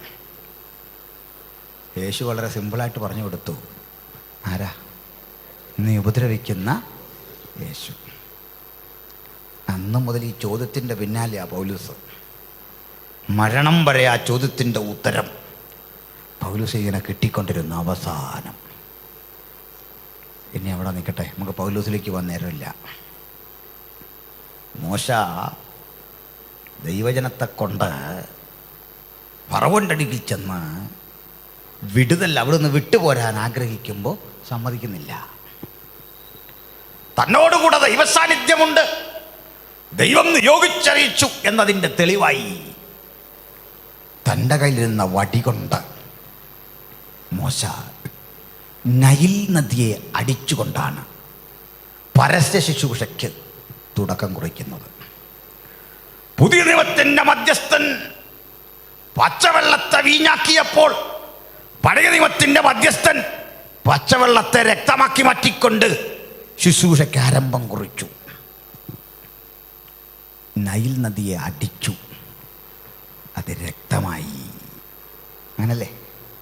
നമ്മുടെ എല്ലാം മുമ്പിൽ മോശ നിന്നുകൊണ്ട് നൈൽ നദി അടിക്കുന്ന രംഗത്തിന് നമ്മളും സാക്ഷ്യം വഹിച്ചെന്ന് കരുതുക. നമ്മുടെ നേതാവായവൻ, നമ്മെ നയിക്കാനുള്ളവൻ ഇതാ പ്രകൃതിയെയും വെല്ലുവിളിച്ചുകൊണ്ട് തൻ്റെ കയ്യിലിരിക്കുന്ന വടികൊണ്ട് മരക്കമ്പ് കൊണ്ട് ആഞ്ഞടിച്ചപ്പോൾ നൈൽ നദി രക്തം പുറപ്പെടുവിച്ചത് കണ്ടാൽ നമ്മൾ ആർത്തുല്ലസിച്ച് ചിരിച്ച് ദൈവത്തിന് മഹത്വമർപ്പിക്കും. ദൈവത്തിൻ്റെ വഴികളെയും വിധികളെയും ഓർത്തുകൊണ്ട് അത്ഭുതം കൂറുമ്പോൾ അവിടെ ഒരു 3-4 പേര് മാത്രം പൊട്ടിക്കരഞ്ഞ് ഉയരത്തിലേക്ക് നോക്കുക. വേറെ ആരുമല്ല, മോശയുടെ കുടുംബം. മിറിയാം, അഹരോൻ, അപ്പനമാരുണ്ടെങ്കിൽ അവർ. എന്താ കാര്യം? 80 വർഷങ്ങൾക്കപ്പുറത്ത് ഈ നദിയാ അവനെ വിഴുങ്ങാൻ കാത്തിരുന്നത്. 8 പതിറ്റാണ്ടുകൾ കഴിഞ്ഞിതാ വിഴുങ്ങുമെന്ന് വെല്ലുവിളിച്ച ദേശാധിപശക്തിയെ അടിച്ച് തകർത്ത് രക്തം പുറപ്പെടുവിച്ച് ഞരമ്പടിച്ച് പിടഞ്ഞ് ചുടുചോര വമിപ്പിച്ചുകൊണ്ട് ദൈവം തെളിയിച്ചു കൊടുത്തു, ഞാനാകുന്നവൻ, ഞാനാകുന്നു. ആ സത്യസന്ധമായ ദൈവത്തിൻ്റെ ഇടപെടൽ അങ്ങോട്ട് വ്യാപരിച്ചപ്പോൾ ദൈവത്തിൻ്റെ പ്രവൃത്തി ചിലക്ക് കണ്ണീരണിയുന്ന ചില ഓർമ്മകളാണ് പ്രദാനം ചെയ്യുന്നതെങ്കിൽ ചിലക്കത് ആവേശമാണ്. പുതുതലമുറയ്ക്ക് ആവേശം, പഴയ തലമുറയ്ക്ക് അത് അനുഭവസമ്പന്നമായ കണ്ണീരിൻ്റെ സുഖമുള്ള ചില ഓർമ്മകൾ. ഇത് രണ്ടും നൈൽ നദിയുടെ തീരത്ത് നടന്നു. 10 ബാധയെ കൊണ്ടുപോട്ടെ. അവസാനം ഇവരൊരുമിച്ച് ഈ ചെങ്കടലിൻ്റെ തീരത്ത് വന്നു. സത്യത്തിൽ ഈ കടന്നത് ചെങ്കടലിന് 2 വാലുണ്ട്, അങ്ങോട്ടും ഇങ്ങോട്ടും 2 ഉൾക്കടൽ പോലെ നീണ്ടുകിടപ്പുണ്ട്. നിങ്ങൾ ഈ മാപ്പിൽ നോക്കിയാൽ അത് കാണാം. ഒന്ന് സൂയസാണ്, മറ്റൊന്ന് അക്വാബ ഉൾക്കടലാണ്. ചെങ്കടൽ തന്നെയാണ്, അതിൻ്റെ 2 വാല്, 2 എഡ്ജ്. ഇവർ അക്കരെ കിടന്നത് ഈ അക്വാബയാണ്. നേരെ അക്കരെ സൗദി അറേബ്യയാണ് ഇന്നത്തെ. ഞാൻ അങ്ങോട്ട് കിടന്ന. അപ്പോൾ ഈ സ്ഥലം, ഈ സൗദി അറേബ്യയിൽ ഇങ്ങനെ കടന്നു എന്നൊക്കെ പറഞ്ഞുള്ള സ്ഥലമുണ്ട്, അതൊക്കെ തെറ്റാണ്. ഈ ഗൾഫിലൊക്കെ പോയിട്ട് വരുന്ന സഹോദരന്മാർ മസ്കറ്റിലൊക്കെ ചെന്നിട്ട് യോബിൻ്റെ കല്ലറയാണെന്ന് പറഞ്ഞ് ഫോട്ടോ എടുത്തുകൊണ്ട് വരും. യോബിൻ്റെ ബൈബിളിലെ യോബിൻ്റെ അല്ല, അത് മനസ്സിലാക്കിക്കോണം. ആ പഞ്ചായത്ത് വഴി പോലും യോബ് പോയിട്ടില്ല. മസ്കറ്റും യോബുമായിട്ട് യാതൊരു ബന്ധമില്ല. ഞാൻ 1-2 പ്രസംഗരെ രഹസ്യത്തിൽ തിരുത്തി. അത് ശരിയല്ല, ജോഗ്രഫിക്കലി ശരിയല്ല, ബിബ്ലിക്കലി ശരിയല്ല. ആ നാട്ടിൽ കൂടെ യോബ് പോയിട്ടില്ല. അവരാ കാട്ടിത്തരുന്ന സ്ഥലമായിട്ട് യാതൊരു ബന്ധമില്ല. അത് പോട്ടെ, അങ്ങനെ ഒരു തർക്കത്തിന് പോയതല്ല. അപ്പോൾ അക്കരെ കിടക്കണം. ഈ 2 ചെന്നാൽ ഇന്നൊരു കാഴ്ച കാണാം. ഈ കല്ലുകൾ ധാരാളമായി ഉയർന്നു നിൽക്കുന്ന മലകളാണ്. ഫെൻസ് ചെയ്തിരിക്കുകയാണ്. ഒരു കല്ലിളക്കിയാൽ ബാക്കി കല്ലൂടി ഇടിഞ്ഞ് തലേ വീഴും. അങ്ങനെയുള്ള സ്ഥലങ്ങൾ ഗൾഫിലും കണ്ടിട്ടുണ്ടല്ലോ നിങ്ങൾ. ഇതുപോലുള്ള സ്ഥലമാണ്. ഇത് നടുക്ക ഒരു പാത അക്കരെ കിടക്കാൻ. അപ്പുറത്ത് കടലാ. പിന്നാലെ ഫറവോന്റെ സേന വരുന്നുണ്ടെന്നറിയാം. രക്ഷപ്പെടാനും ഈ മല കടക്കാൻ പറ്റില്ല. കാരണം ഒരു കല്ലിൽ തൊട്ടാൽ കല്ലിളകി കുഞ്ഞുങ്ങളുമൊക്കെ മരിക്കും, വലിയവരും ഒക്കെ മരിക്കും. എങ്ങോട്ടും പോകാൻ വയ്യ. അവിടെ ആ മോശ തൻ്റെ ഏറ്റവും ശക്തിമത്തായ ആയുധം പുറത്തെടുത്തു. ഭക്തൻ്റെ ജീവൽ പ്രതിസന്ധിയിലെ ഏറ്റവും വലിയ ആയുധം അവൻ്റെ കണ്ണീരാണ്.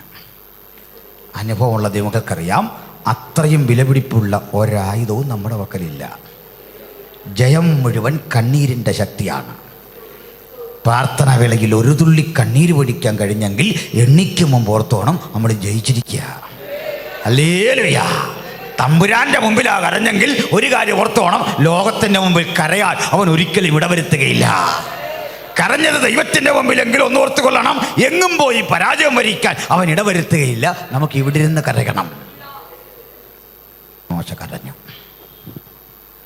തമ്പുരാൻ അവനെ വന്ന് തട്ടിക്കാണും. കരയാതെ. നീ എന്തിനാ കരയുക? കാര്യമൊക്കെ പറയാതെ അറിയാമല്ലോ. തമ്പുരാൻ അവൻ്റെ ഹൃദയത്തോട് മന്ത്രിച്ചു, കുഞ്ഞേ കരയാൻ വരട്ടെ. നിൻ്റെ പേരെന്താ? പേര് മോശ. ആ പേരിൻ്റെ അർത്ഥം എന്താ? ഞാനിവനെ വെള്ളത്തിൽ നിന്ന് വലിച്ചെടുത്തു. നല്ലൊരു പേരാണോ അത്? ആണോ? നല്ല പേരാന്നാ പറയുന്നല്ലേ.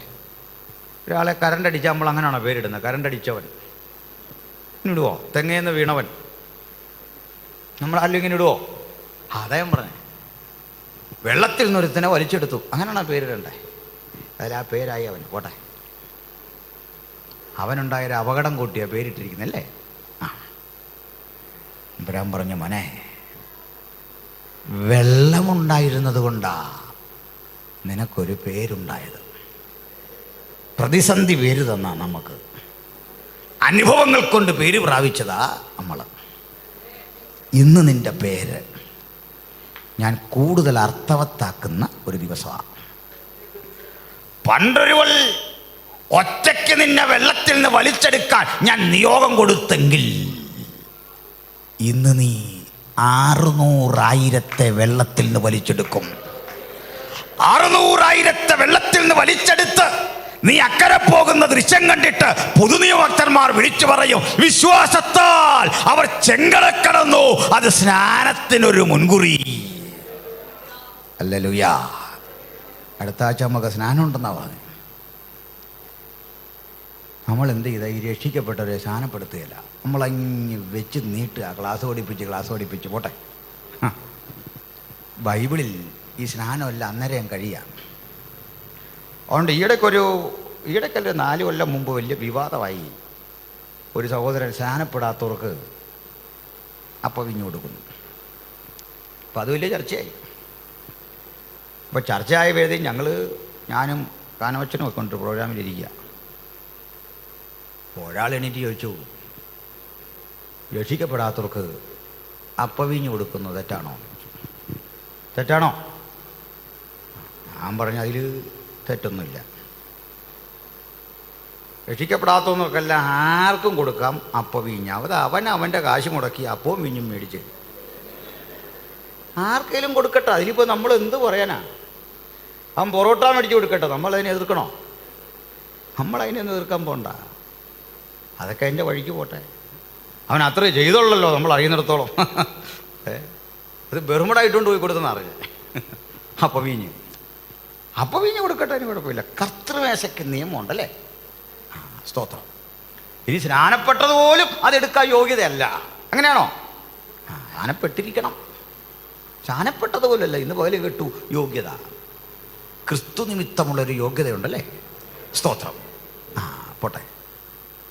പറഞ്ഞത് ഇവിടെ സ്നാനപ്പെടാതെ പലരും ഉണ്ട് നമ്മുടെ ഇടയിലല്ല. ഇന്ന് മിക്ക സഭകളും കറക്റ്റ് സുവിശേഷം പറയുന്നുണ്ട്. ഞാനിവിടെ ഒത്തിരി ബുദ്ധിമുട്ടിയായി സംസാരിക്കുന്നത്. കാരണം ഈ സാറിരിക്കുന്നുണ്ട് എനിക്ക് പലതും തുറന്നു പറയാൻ പേടിയാണ്. ഞങ്ങളുടെ ബന്ധങ്ങൾ അങ്ങനെയാണ്. ഈയിടയ്ക്ക് ഓരോരുത്തർ പറഞ്ഞൊരു കാര്യം അങ്ങ് പറഞ്ഞു പോവാം. നിങ്ങൾ 1, 2, 3 യോഹന്നാൻ്റെ ലേഖനം വായിച്ചിട്ടുണ്ടോ? ബൈബിളിലല്ല, അതിന് പുറത്ത്. ഇങ്ങനെ 3 യോഹന്നാന്മാരുടെ ലേഖനം കേരളത്തിലുണ്ട്. അതാ മനുഷ്യനെ വഴി തെറ്റിച്ച്. 2 പേര് തിരുവല്ലയില്ല, ഒരാളങ്ങ് കോലഞ്ചേരിയില്ല. കോലഞ്ചേരിയിലൊരു യോഹന്നാൻ, പൊയ്യയിലൊരു യോഹന്നാൻ, തിരുവല്ലയിലൊരു യോഹന്നാൻ. സ്നാനമില്ല പലർക്കും, പല വിധത്തിൽ തിരിഞ്ഞുപോയി. മനസ്സിലാകുന്നുണ്ടോ? ഞാനൊരുത്തോണ്ട് പറഞ്ഞു ഈ ചെറിയ ചെറിയ പൊയ്യയെല്ലാം ഒഴുകി ലാശി തീപ്പൊയ്യല്ല ചേരുന്നത്, അതുകൂടെ ഓർത്തോളാൻ പറഞ്ഞു. കൂടെ പറഞ്ഞു വന്നതിൻ്റെ അർത്ഥം എന്താണെന്നറിയണ്ടേ? ഒരു യോഹന്നാൻ ശരിക്കും സുവിശേഷം പറയും, സ്നാനം പറയില്ല. ദൈവമക്കളെ, സ്നാനം പറയാത്ത സുവിശേഷം ചെങ്കടൽ വരെ ഉള്ളൂ. കേട്ടോ? ചെങ്കടൽ കടന്നെങ്കിലേ സ്നാനമാവൂ. സ്നാനപ്പെട്ടവനോട് തമ്പുരാൻ പറഞ്ഞു, ഞാൻ നിങ്ങളുടെ ഇടയിൽ വസിക്കേണ്ടതിന് നിങ്ങൾ എനിക്കൊരു ആലയം പണിയണം. സ്നാനപ്പെട്ടവനുള്ളത് ആരാധന. സ്തോത്രം. അതുകൊണ്ട് അടുത്ത ദിനം സ്നാനപ്പെടാൻ ദൈവമക്കൾക്ക് ആഹ്വാനം കിട്ടിക്കഴിഞ്ഞാൽ പിന്നത്തേക്ക് മാറ്റിവെക്കരുത്. സ്നാനമേറ്റ് യേശുവിനോട് ചേരണം. യേശുവിനോട് ചേരാനുള്ള സ്നാനം, മറ്റൊന്നുമല്ല അതിൻ്റെ അർത്ഥം. സ്തോത്രം. അങ്ങോട്ട് നമുക്ക് പോകണ്ട. നിങ്ങൾ ഉപദേശം ഉൾക്കൊള്ളുന്നവരാണല്ലോ. അടുത്തിലേക്ക് വരാം. അക്കരെ കടന്നു. പിന്നെ സമാഗമന കൂടാരമായി, ആരാധനയായി, സന്തോഷമായി, കാര്യങ്ങൾ അതിദ്രുതം മുമ്പോട്ട് പോവാം. ചെന്ന് നെബോ പർവ്വതത്തിൻ്റെ അടുത്തെത്തി. അതിനുമ്പ് നമ്മൾ ഒത്തിരി സംഭവങ്ങൾ കണ്ടു. അതിലൊന്ന് ഈ അഹരോൻ്റെ മരണമാണ്. അതിനുമ്പ് മിറിയാമിൻ്റെ കുഷ്ഠരോഗമാണ്. നമ്മളിതൊക്കെ കാണുമ്പോൾ ഈ മോശ എന്ന മനുഷ്യൻ്റെ ഹൃദയ വിശാലത മനസ്സിലാവും. എത്ര വലിയൊരു മനുഷ്യനാണ്. ഇതെല്ലാം സഹിച്ചു പോരുക. അതിലേറ്റവും എനിക്ക് എന്നെ അമ്പരപ്പിച്ച ഒരു സംഭവം, നെബോയുടെ അരികിൽ യോർദാൻ്റെ ഇക്കര വന്ന വാഗ്ദത്ത ദേശം തമ്പുരാൻ കാണിച്ചിട്ട് പറയുക, നീ അക്കരെ കടക്കുകയില്ല. ഇത് നമ്മളോടാ പറഞ്ഞെങ്കിൽ എങ്ങനെ ഇരുന്നേനെന്നറിയാൻ യോനായോട് പറഞ്ഞു നോക്കണമായിരുന്നു ദൈവം. ഇങ്ങനെ ഈ പറച്ചിൽ യോനായോടാണെന്ന് കുട്ടിക്കോ ആവണക്കിൻ്റെ കാര്യമൊക്കെ പറഞ്ഞ പോലെ നീ അക്കരെ പോവുകയില്ലെന്ന് പറഞ്ഞാൽ യോന വലിയ പുകിലുണ്ടാക്കും അവിടെ കിടന്നു. നമ്മൾ എന്തെങ്കിലുമൊക്കെ പറഞ്ഞേനെ. ഞാനാണെങ്കിൽ പറഞ്ഞേനെ, ദൈവമേ എൻ്റെ അഭിമാനം നിലനിർത്താൻ ജസ്റ്റ് അക്കരെ കടന്ന് ഒരു നിമിഷം, അതിൻ്റെ റൈറ്റല്ലേ, എൻ്റെ അവകാശമല്ലേ, വേറെ ഒന്നും എനിക്ക് ആവശ്യമില്ല. അവിടെ ഒരു മിനിറ്റ് ഒന്ന് നിന്നാൽ മതി. എന്നെ ജസ്റ്റ് അക്കരെ കൊണ്ടുപോയിട്ട് പ്ലീസ് എന്നെ അങ്ങനെ. ഇത് പറയാത്ത ആരും ഇവിടെ ഉണ്ടോ? എനിക്ക് വയ്യ. ഞാൻ ഇത്ര നാളും പ്രസംഗിച്ച് ആകാംക്ഷയോടെ കാത്തിരുന്നൊരു ലോകം കഷ്ടത സഹിച്ചൊരു ജനതയെക്കൊട്ട് ഇവിടെ വരെ വന്നിട്ട് 100 കഷ്ടപ്പാടുകളിലൂടെ ഒരു ധാത്രി മക്കളെ പ്രസവിച്ച് അവരെ പിറവിയെടുത്ത് കൊണ്ടുപോകുന്നത് പോലെ 600,000 കൊണ്ടുവന്ന് ഈ പടിക്ക കൊണ്ടുവന്ന് നീ എന്നെ ഇവിടെ വെച്ചെടുക്കുക എന്ന് പറയുന്നത് ന്യായമല്ല. പ്ലീസ്, ഒരു കരുണ എന്നോട് കാണിച്ചുകൂടെ? അക്കരെ അതിൻ്റെ ഒരു മിനിമം ആവശ്യമല്ലേ? ഇത് പറയാത്ത ആരിലുണ്ടോ? പക്ഷേ മോശ ഒരു വാക്കും മറുത്തു പറയാതെ തമ്പുരാൻ്റെ സന്നിധിയിൽ പറയുക, യെസ്, ഈ സംതൃപ്തിയാണ് ക്രിസ്ത്യ ജീവിതത്തിൻ്റെ വിജയം. പ്രാപിച്ച നന്മകളൊക്കെ ഓർത്ത് തമ്പുരാണ്ട് പറയണം, ധാരാളം, ഞാൻ തൃപ്തനാ, നീ തന്നതിലൊക്കെ ഞാൻ തൃപ്തനാ, മതി, ധാരാളം. മോശ അവിടെ വെച്ച് മരിച്ചു. മോശയുടെ ശവശരീരം അടക്കി. ഈ ശവശരീരം അടക്കിയതോട് ബന്ധപ്പെട്ട് അല്പം വഴക്കും വിഷയങ്ങളൊക്കെ ഉണ്ടായി. നമ്മുടെ വീടുകളിലൊക്കെ അത് അപൂർവമാണ്. കാരണം അഭിഷിക്തന്മാരായ ദിവാസന്മാരൊക്കെ വന്നാൽ ചെയ്യുന്നു. എന്നാൽ ചിലയിടത്ത് എന്നാൽ ഈ ശവം എടുത്തുകൊണ്ട് പോകാൻ വേണ്ടി പ്രത്യേകിച്ചെന്ന് മിനുങ്ങി വരുന്ന പിള്ളേരുണ്ട്. ഇടയ്ക്ക് ചാര കാഴ്ച കൊണ്ട് ഈ ശവം കൊണ്ടുപോകുന്ന കണ്ടിട്ട് ആന തിടം പേറ്റി കൊണ്ട് പോകുന്നതല്ല, ഈ പൂസായിട്ട് പോകില്ലേ, ആന അതിൻ്റെ മീതെ ഈ സാധനമൊക്കെ വെച്ച് ഉത്സവത്തിന് പോകുന്ന പോലെ ശവം കിടന്നിങ്ങനെ ആടുക. കാരണം എന്താ? വെള്ളവടിയന്മാരാ, ഭക്തിയുള്ള പുരുഷന്മാർ സ്തെഫാനോസിനെ അടക്കം ചെയ്തു. അതിലുമൊക്കെ നിയമമുണ്ട്. അങ്ങനെ മോശ മരിച്ചു. ബഹളം ഉണ്ടായി ഞാൻ പറഞ്ഞത് പഴയ നിയമത്തിൽ രേഖപ്പെടുത്തിയിട്ടില്ല, പുതിയ നിയമത്തിലുണ്ട്. എന്താ ബഹളം എന്നറിയണ്ടേ? പിശാചുക്കൾ ഈ ശവശരീരത്തിന് വേണ്ടി വാദിച്ചു. ഞങ്ങൾക്ക് വേണം. മിഖായേൽ എന്തു പറഞ്ഞു? യഹോവ നിന്നെ ബത്സിക്കട്ടെ, പോ, ഓടിച്ചോട്ടു. ദൂതന്മാർ ശുശ്രൂഷിച്ചു, മോശയെ അടക്കി. നേരം വെളുത്തപ്പോൾ കല്ലറ കാണുന്നുമില്ല. എതിലേ പോയി? ഒരു പിടിയില്ല. മക്പേലാ ഗുഹ, ഹിത്യനായ എബ്രോനോട് വിലയ്ക്ക് വാങ്ങിയ ഗുഹ ഇന്നും അവിടെ ഉണ്ട്. ദാവീദിൻ കല്ലറയുണ്ട് ഇന്നും പഴയ യെരൂശലേമിൽ. റാഹേലിൻ്റെ കല്ലറയുണ്ട് ബെന്യാമിൻ്റെ അതിരിങ്കല സേൽസഹിൽ ഇന്നും കാഴ്ചയ്ക്ക് അവിടെ ആളുകൾ പോകുന്നു. എല്ലാത്തിലുപരി നമ്മുടെ കർത്താവിൻ്റെ കല്ലറ ഇപ്പോഴും അവിടെ ഉണ്ട്. മോശ എന്ന മനുഷ്യൻ്റെ ശവകുടീരം എവിടെ അവനെ അടക്കം ചെയ്തു എന്ന് ഇന്ന് വരെ ആരും അറിയുന്നില്ല. എന്നിട്ടും ചില വിഡ്ഢികൾ അവിടെ ആരോ വല്യപ്പൻ്റെ കല്ലറയുണ്ട്, അത് കാണിച്ചിട്ട് പറയുക അത് മോശയുടെയാണ്. വിശ്വസിക്കല്ലേ? ബൈബിള് പഠിക്കാതെ ഈ വഴിയൊന്നും പോകല്ലോ. ഒത്തിരി തെറ്റിദ്ധാരണ പഠിച്ചുകൊണ്ട് വരും. അതാ കുഴപ്പം. ചുരുക്കി പറഞ്ഞാൽ ഈ കല്ലറ എവിടെയെന്നറിയില്ല. വചനം പഠിച്ചാൽ നമുക്കൊരു കാര്യം മനസ്സിലാവും. മോശയുടെ മരണശേഷമുള്ള ശവസംസ്കാരത്തിൽ ഒരു ദുരൂഹത. അടക്കിയത് എവിടെയെന്നറിയില്ല. പിശാചുക്കൾ വന്ന് വാദിച്ചു, ദൂതഗണങ്ങൾ അവയെ ഓടിച്ചു വിട്ടു. ഇങ്ങനൊരു പ്രശ്നം. ഇതുപോലൊരു ദുരൂഹത ഒരാളുടെ പിറവിയിൽ അല്ലെങ്കിൽ അസ്തിത്വത്തിലുണ്ട്. അത് വേറെ ആരുമല്ല, ഏലിയാവാണ്. എവിടുന്ന് വന്നു എന്ന് കാര്യമായ വിലാസമില്ല. തിസ്ബയിൽ നിന്നുള്ള തിസ്ബ്യനായ ഏലിയാവ്, നമുക്ക് അത്രയേ ഉള്ളൂ അഡ്രസ്. പോയത് എവിടേക്കെന്നറിയാം, മരണം കാണാതെ എടുക്കപ്പെട്ടു. മോശയുടെ കാര്യം നേരെ തിരിച്ചാ. ജനനമൊക്കെ നമുക്ക് കറക്റ്റ് റെക്കോർഡാ. മരണശേഷം എന്തു പറ്റി, അടക്കം എന്താ ഇങ്ങനെ? ശരി, അടക്കം മാത്രമല്ല, ഈ കല്ലറ എവിടെയെന്ന് ആർക്കും ഒരു പിടിയില്ല. ചുരുക്കത്തിൽ ഒരു ജനനേതാവിന് പറ്റിയ ഗാംഭീര്യതയുള്ള ഒരു ശവമടക്കൊന്നും അവർ മോശയ്ക്ക് കൊടുക്കാൻ പറ്റുന്നില്ല. ആകെ ചെറിയൊരു പ്രോഗ്രാം. എന്താ ഇങ്ങനെ ചെയ്തേ? അങ്ങനെയാണോ ചെയ്യണ്ടേ? ആദരവ് കൊടുക്കണ്ടേ? മൃതദേഹത്തെ നമ്മൾ ആരാധിക്കുന്നവരല്ല, ശുശ്രൂഷകളെ ആദരിക്കേണ്ടതുണ്ട്. ഇത്രനാളും നമ്മുടെ സഹോദരൻ്റെ ആത്മാവിനെ വഹിച്ച ചട്ടക്കൂട, അത് വിലപിടിപ്പുള്ള തന്നെയാണ്. ഭക്തൻ്റെ മരണം നന്നായിട്ടടക്കണം, ശുശ്രൂഷകൾ ചെയ്തടക്കണം. അങ്ങനെയാ ഭക്തിയുള്ള പുരുഷന്മാരടക്കണം, നിയമമുണ്ട് അതിനൊക്കെ. ഇതിനൊന്നും കാര്യമായൊരവസരം ഇല്ല.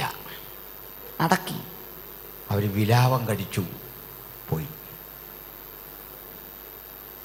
എന്തായിരിക്കും ഇങ്ങനെ വന്നേ? ഇനി മറുവശം ചിന്തിച്ചാൽ മതി. ഇതൊരല്പം കാര്യക്ഷമതയോടെ നടത്താൻ അങ്ങ് തീരുമാനിച്ച് നോട്ടിക്കോ. സങ്കല്പിക്കുക, ഫ്ലക്സ് അടിക്കണം, ക്ലാറിനെറ്റ് കച്ചേരി വരുത്തണം, പ്രോഗ്രാം ലൈവ് ചെയ്യണം, ആൾക്കാരെ വിളിക്കണം. ഇതൊക്കെ ഇങ്ങനെ ചർച്ച നടക്കാമെന്ന് വിചാരിക്കുക. ചർച്ച കൊടുമ്പിരി കൊള്ളുമ്പോൾ കൂട്ടത്തിൽ ഏറ്റവും പ്രായമുള്ള അപ്പച്ചൻ ചോദിച്ചു, മക്കളെ നിങ്ങൾ എന്താ ഈ ആലോചിക്കുന്നത്? അപ്പച്ചൻ നമ്മുടെ മോശം മരിച്ചു, അതറിഞ്ഞു. പിന്നെന്താ വിഷയം?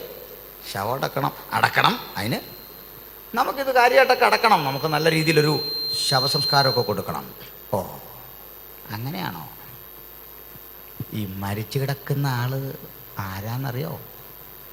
അറിയാം, മോശ ആരാന്നറിയോ?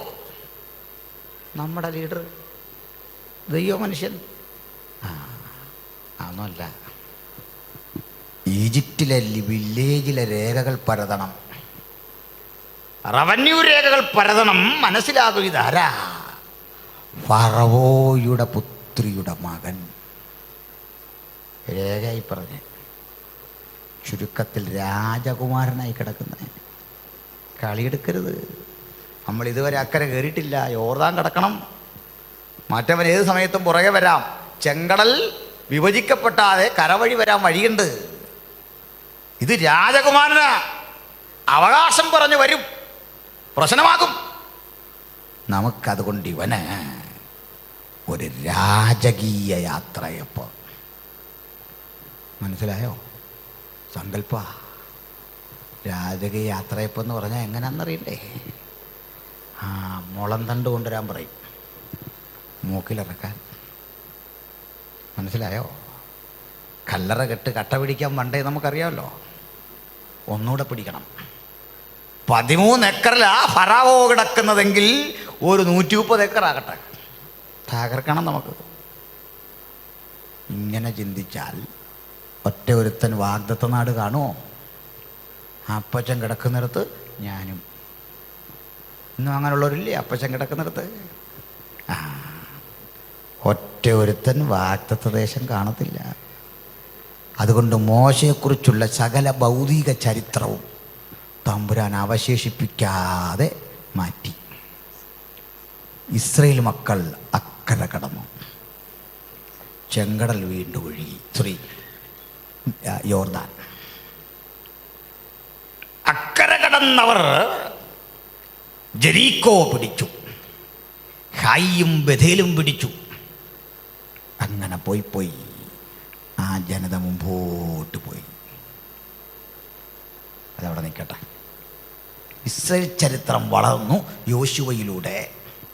മോശക്കനന്തരം യോശുവയിലൂടെ, ന്യായാധിപന്മാരിലൂടെ, രാജാക്കന്മാരിലൂടെ, ദാവീദിലൂടെ, ശലോമോനിലൂടെ വളർന്നു. ശലോമോൻ്റെ മകൻ്റെ കാലം എത്തുമ്പോൾ വീണ്ടും അത് തളർന്നു. രാജ്യം രണ്ടായി.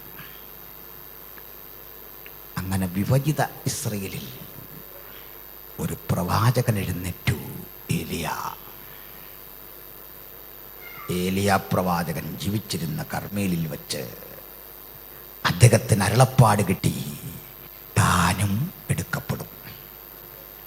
1000 ആണ്ട് കഴിഞ്ഞു.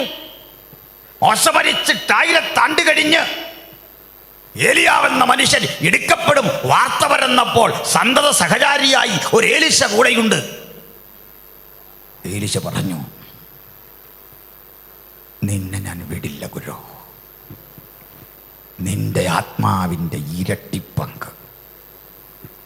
ഏലിയ പറഞ്ഞു, പ്രയാസമുള്ള കാര്യമാവുഞ്ഞേ, തള്ളിക്കളയില്ല, വലിയ പ്രയാസം. പക്ഷെ ഞാൻ എടുക്കപ്പെടുന്നത് കണ്ടാൽ നിനക്കത് ലഭിക്കും. എന്തിനാ ഇരട്ടിപ്പങ്ക്? സ്വാർത്ഥത്തിനല്ല ഗുരു. ആഹാബിൻ്റെ ഇരുമ്പുരഥങ്ങൾ കണ്ടാൽ ഭയമില്ലാത്ത നീ ഞാൻ കൽപ്പിച്ചിട്ടല്ലാതെ മഞ്ഞും മഴയും പെയ്യില്ലെന്ന് പറയുന്ന നീ ചില ദുർബല ഘട്ടങ്ങളിൽ പറയാറുണ്ട്, ഇപ്പോൾ മതി യഹോവേ, ഞാനും മടുത്തു. ഈ മടുപ്പ്, ഈ മാന്യം എന്നെ ബാധിക്കാതിരിക്കേണ്ടതിന്, വരും തലമുറയ്ക്ക് കൂടുതൽ കരുത്ത് പകരേണ്ടതിന് ഈ കൃപ പോരാ, ഈ ശക്തി പോരാ, ഈ നിയോഗം പോരാ. സാത്താൻ തന്ത്രം മാറ്റിയിരിക്കുന്നു, അവന്റെ ശൈലി മാറ്റിയിരിക്കുന്നു. അവൻ കൂടുതൽ കരുത്തനായിരിക്കെ നീ പ്രാപിച്ചതെന്തോ അതിൻ്റെ ഇരട്ടി വരാതെ ഇനിയുള്ള കാലം എനിക്ക് മുന്നേറാൻ വയ്യ. നിന്റെ ആത്മാവിൻ്റെ ഇരട്ടിപ്പങ്ക്. ജാഗരിച്ചു. ഒരു കാര്യം സൂക്ഷ്മതയോടെ ശ്രദ്ധിക്കണം. ഇവർ രണ്ടാളും കർമ്മേലിൽ നിന്ന് ഗിൽഗാലിൽ നിന്ന് ബഥേൽ, ബഥേലിൽ നിന്ന് യെരിഹോ, യെരിഹോവിൽ നിന്ന് യോർദാൻ. ഗ്രാഫ് മനസ്സിലായോ? വഴിയാത്ര മാപ്പ് മനസ്സിലായോ? ഈ യാത്രക്കൊരു പ്രത്യേകതയുണ്ടേ. 1000 ആണ്ട് മുമ്പ് യോശുവയുടെ നേതൃത്വത്തിൽ ഇസ്രായേൽ മക്കൾ പോയ വഴിയായത്. തിരിച്ചിട്ട് യോശുവ വരുന്ന കേട്ട നേരെ യോർദാൻ, അവിടുന്ന് എരിഹോ, അവിടുന്ന് ബഥേൽ, അവിടുന്ന് ഗിൽഗാൽ, അങ്ങനെ പോവാ. ഇവർ വരുന്നേരെ തിരിച്ച് ദാ വരുന്നു Carmel to Gilgal, then Bethel, then യെരിഹോ, യോർദാൻ. മനസ്സിലായോ? ഇല്ല. വഴി മനസ്സിലായോ? 1000 കൊല്ലം മുമ്പ് അങ്ങോട്ട് പോയ വഴിയെ 1000 വർഷം കഴിഞ്ഞുള്ള പുതുതലമുറ രണ്ടാളുകൾ ഒരുമിച്ച് ദാ തിരിച്ചു വരുന്നു. എന്തോ മറന്നു വച്ച വസ്തു എടുക്കാൻ വരും പോലെ ഇരട്ടി പങ്കെടുക്കാൻ വന്നവർ യോർദാനെ അടിച്ചു. യോർദാൻ വിഭജിക്കപ്പെട്ടു. ഇക്കര കടന്നു. ഇക്കര കടക്കുമ്പോൾ ആ സ്ഥലം നോക്കിക്കേ. സ്ഥലം മനസ്സിലായോ? ഇവിടെയാ മോശ മരിച്ചടക്കപ്പെട്ട ആ വിശാല മരുഭൂമി. ഇവിടുന്ന് ഏലിയാവ് എടുക്കപ്പെടുമ്പോൾ ഒരു രംഗം നമ്മൾ കണ്ടു. അഗ്നിമയ രഥങ്ങൾ, കുതിരകൾ. ഈ രഥവും കുതിരയും വന്ന് ഒപ്പം ചുഴലിക്കാറ്റിൽ യഹോവ ഏലിയാവ് എടുത്തുകൊണ്ടു. അവൻ്റെ മേൽ നിന്ന് പുതപ്പ് ദൈവപുരുഷന്റെ മീതെ വീണു. ഇരട്ടിപ്പങ്ക്. വിസ്മയാവഹമായൊരു സംഭവം പിന്നെയും നമുക്ക് കാണാം. 2500 കൊല്ലം കഴിയുമ്പോൾ നമ്മുടെ കർത്താവിതാ മറുരൂപമലയിൽ അവൻ്റെ തൊട്ടരികിൽ ഏലിയാവ്, മോശ. പത്രോസ് പറയുക, ഞാൻ 3 കുടിലുണ്ടാക്കാൻ പോവാ. ആട്ടെ, മോശയെ നമുക്ക് ചോദിക്കാം, എപ്പോഴാ ഇവിടെ വന്നേ? അക്കരെ ഞങ്ങൾ കുഴിച്ചിട്ടിട്ട് പോന്നല്ലേ? സകല ചരിത്രം അക്കരെ തീരുവെന്ന് ഓർത്തതല്ലേ? ഏത് വഴിക്കാ ഇവിടെ വന്നേ? ഏലിയാവിനൊപ്പം എപ്പോഴാ കൂടിയേ? ആർക്കും അറിയാത്ത വഴികളിലൂടെയാണ് ഭക്തന്റെ പ്രയാണം.